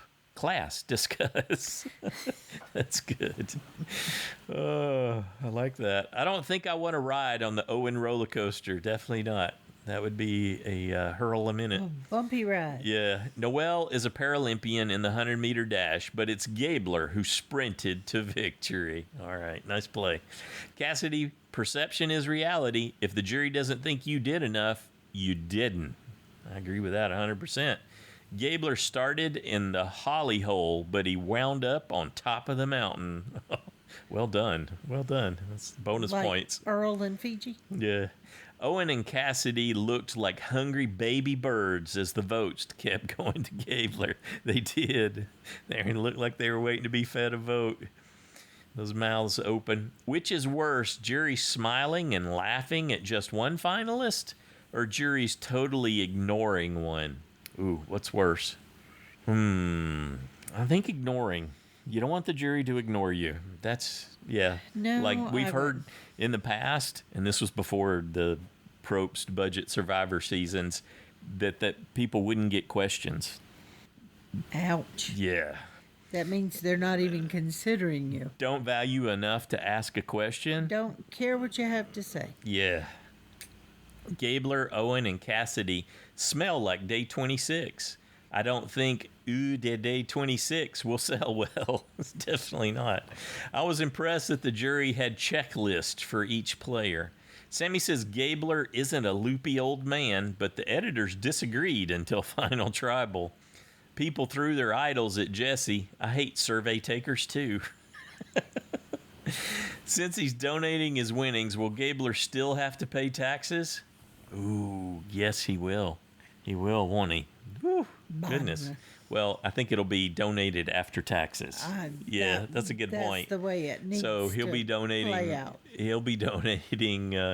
Man, that's a good point. Whatever's left. Yeah, it'll be over 600,000. Yeah. I don't know. There may be a loophole, but Owen joins Spencer, Fishbach, and others in Survivor's No Votes Jury Haters Club. Gabler would have completely aced the Know Your Tribe Mates Challenge quiz. That would have been a giveaway, wouldn't it? I'm frustrated that we didn't see Cody's bracelet mishap until after the show. Yeah. The way Jeff topped off drinks reminded me of waiters topping off water glasses. Yeah, like when he tucked his notes between his legs at one point, and he was standing there with his knees together and pouring. Owen losing isn't failing on TV. It's the hallmark of a successful underdog. Oh, what a spin. Jesse has imposter syndrome. Does that mean he isn't really a strategic mastermind? There could be an argument made there. I think someone did earlier, right? Who knew that the biggest move in Survivor history would be donating the $1 million to charity? Will season 44 finally cross the line from grueling to fatal? Let's certainly hope not. It's Cameron cracked me up with that someone dies thing. Is confessional music the new winner's edit? Gabler lost his dodo music as the season progressed. Okay, more musical insight there. Add that to the one that Tim picked out. Lastly, I wrote a letter to the North Pole this week. It said, "Dear Santa, I want a pony." Good job. Got it in.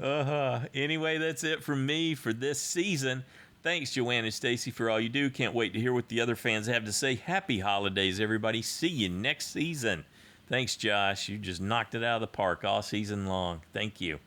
Next up, we got a call from Jeremiah. Alligator Mike Gabler won Survivor 43. Holy cow.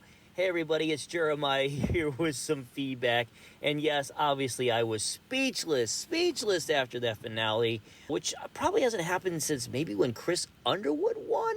But obviously I am not the only fan that felt that way. I think a lot of fans are surprised, shocked. Some of them are a little annoyed. All those sentiments I understand. I kind of get it. And personally, I wanted, of course, Jesse to win. Probably worse than even maybe Josh the Plush Moose wants a pony. That's how bad I wanted Jesse to win. But when you break this thing down, why not Mike Gabler to win this season of Survivor? As you guys pointed out, he really described his game very well to the jury, and that was, of course, extremely helpful. And if you think about it, yeah, I mean, he was always on the right side of the votes. He did make a few big moves, and his name was never wrote down. So he really had just as much clout as Cassie or anybody else. The biggest problem is Mike Gabler is the type of architect that never wins Survivor. He's that awkward, goofy guy who's not always quite self-aware. And it was just really hard for any of us to imagine this guy winning. But, when you think about it, yeah, maybe he just really wasn't that way at all. It was the way he's portrayed. So, if you want to be annoyed by anyone, the group of people to be annoyed by, of course, is production. Once again, for some reason, they think that it's good television, I guess, to shock us as far as who the winner is going to be. Personally, for myself, I don't get that, and I don't understand it, and I don't really think I like it. Really, since this new era, they have clearly changed their editing style. One way it was described to me is it feels like they're trying to carve the narrative as the game itself and not putting enough focus on the overall narrative of the players. We're just not getting enough of that, which maybe explains why people have been not feeling it as much in these newer seasons, because they're not connecting well with the players. If we would have saw more of Mike Gabler, let's see more of his wildness and fun attitude that he has towards life and stuff. I mean, clearly this guy is a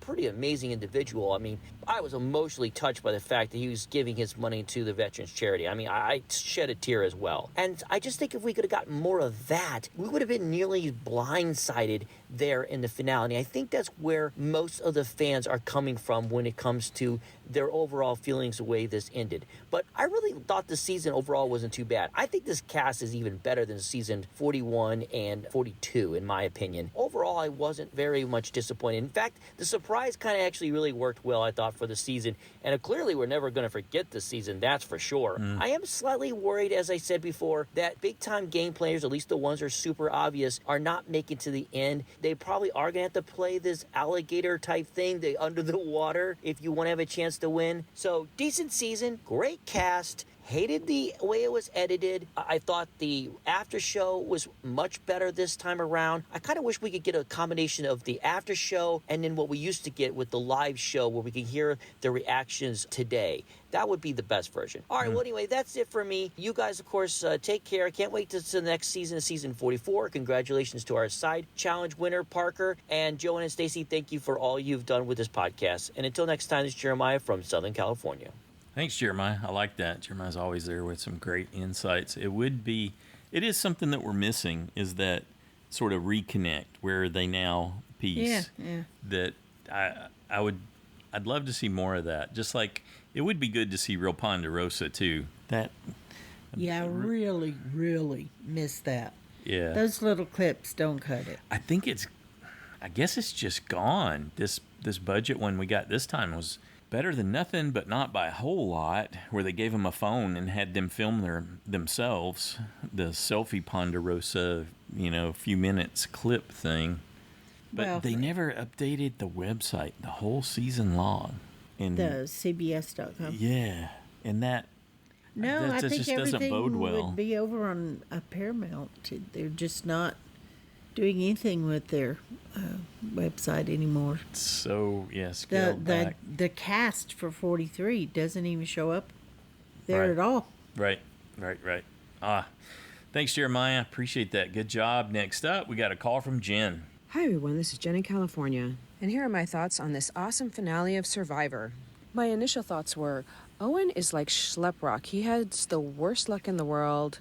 And I think he's going to come back and be an all-star because of how he survived, despite having the worst luck of the season. Also, they made so much of the fact that Carla is injured, but, she didn't walk or run like she was injured in the challenges. She ran and worked faster than most others. I feel like she was injured when it suits her and not injured when it didn't suit her. And I noticed something in the water challenge. Did they have to swim the buoy on the first leg? Because Gabler walked the whole way, the first leg, to that little thing that they had to climb over. Just an interesting point. Everybody else swam, but Gabler walked. And speaking of Gabler set a fire-making record.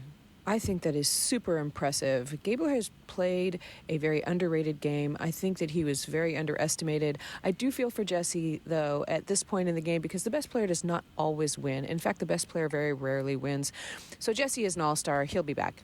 Jesse also tugged at my heartstrings there. I understand the way that Jesse feels. I think that is the way a lot of people feel, especially when you're adulting.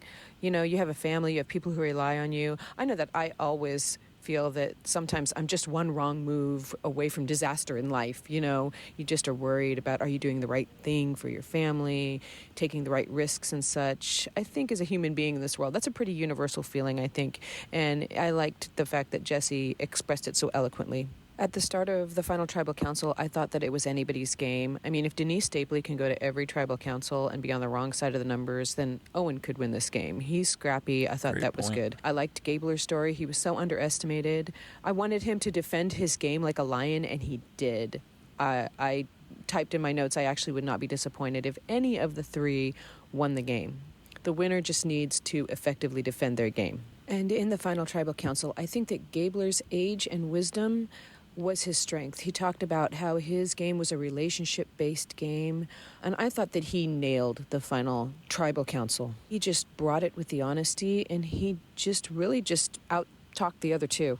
I actually think that this was the best final tribal council that I've seen in a long time, modern tribal council, because it was like a conversation, and I really liked that. And finally, I just love Gabler as a winner. He has truly built wonderful relationships with his castmates. I just love him. I think he's a winner that we need right now. He's donating his winnings. What a good man. He just tugs at my heartstrings. He didn't mention any of his intentions all season. He could have been mentioning his plans for the million again and again and again, but he didn't. He kept everything close to the vest, and I'm just so impressed by him. And this was such a good cast. Bring them all out to play again. Just shuffle them. I would watch them all play again. I can't remember when I've liked a cast so much. All of them. Even Carla, who I probably liked the least. But I think all of them are such good sports. When was the last time that we have had such a happy cast in the end? No bitterness.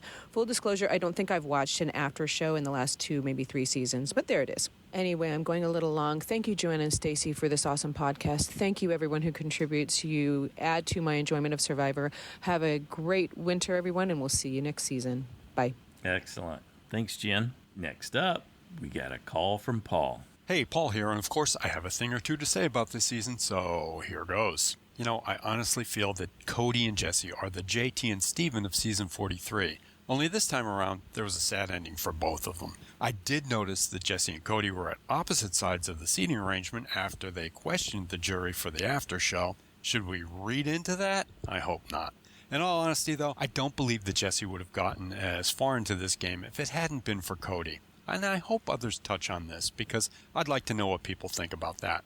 And I have to say that the Gabler ending was kinda crocodile for me.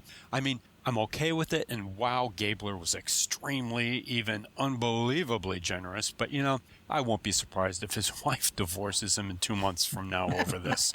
But seriously, yeah, I have got to admit that Gabler is genuinely a nice guy. Quirky, odd, bizarre even, but a nice guy nonetheless. My saying that here proves that I've softened my stance on him considerably, because at the beginning of the season I just didn't care for him, whereas now I can say that I'm okay with him. However, I really think Cassidy should have won, because to me, she just had a far better game. She's always had more game than Gabler, in fact. I just knew when she picked him to compete against Jesse that it was a mistake, but not for the reasons I expected. That fire-making challenge cinched it for Gabler by bringing him back up to the surface. After he handily beat Jesse, the jury was able to say, I can vote for him, and not look foolish in doing it. And who was it that said they wanted Cassidy to have challenged Jesse in the fire-making challenge? Would they have expected Jesse to make fire had he won the challenge? For some reason, I'm thinking not. Cassidy's explanation for not throwing herself into the ring was perfectly sound to me. She had won fair and square, and that, among her many other wins, was why she didn't feel the need to prove herself. As for the after show, or aftermath, I just have to say that it's got to be awkward for the losers to sit there and act all smiley and happy when you know they're bumming inside. In the old days, they'd have time to process what happened to Tribal, and they could get a feel for what the outcome would be before it happened. Yeah, I know the winner was announced live pre-COVID, but I really feel there's a difference in having that time between the jury's questioning and the reveal. In fact, the sudden shock probably helps explain things like Carla proudly bragging about how she pushed through so much after having gotten stitches in her finger, while Noelle sits there with one leg. Yeah. But you know what?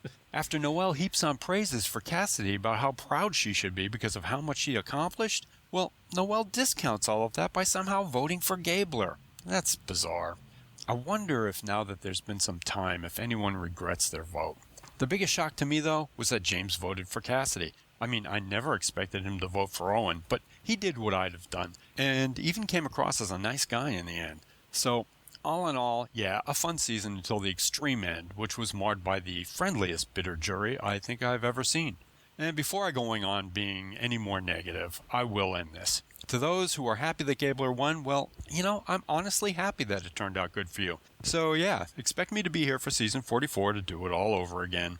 Thanks everyone for contributing. Thanks Steve for removing Joanne's spreadsheet duties by automating the JSFL. And I know it isn't completely automated, so thanks for the above and beyond there. And of course, a big thanks to Joanne and Stacy for making Survivor incredible.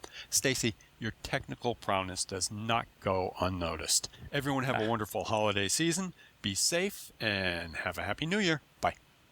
Thanks, Paul. He does work very hard at it. Good job, baby. Oh, thank you. I wasn't sure who you were talking about at first. You. There's so many people to thank and that work hard and do a great job. I just was thinking earlier about how much I depend on that visual roster and reference it so many times that Paul makes. So yes. Yeah.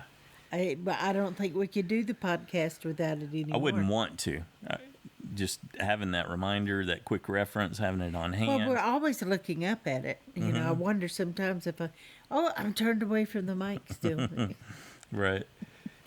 Looking at the roster. Okay, that's it. The end of 43.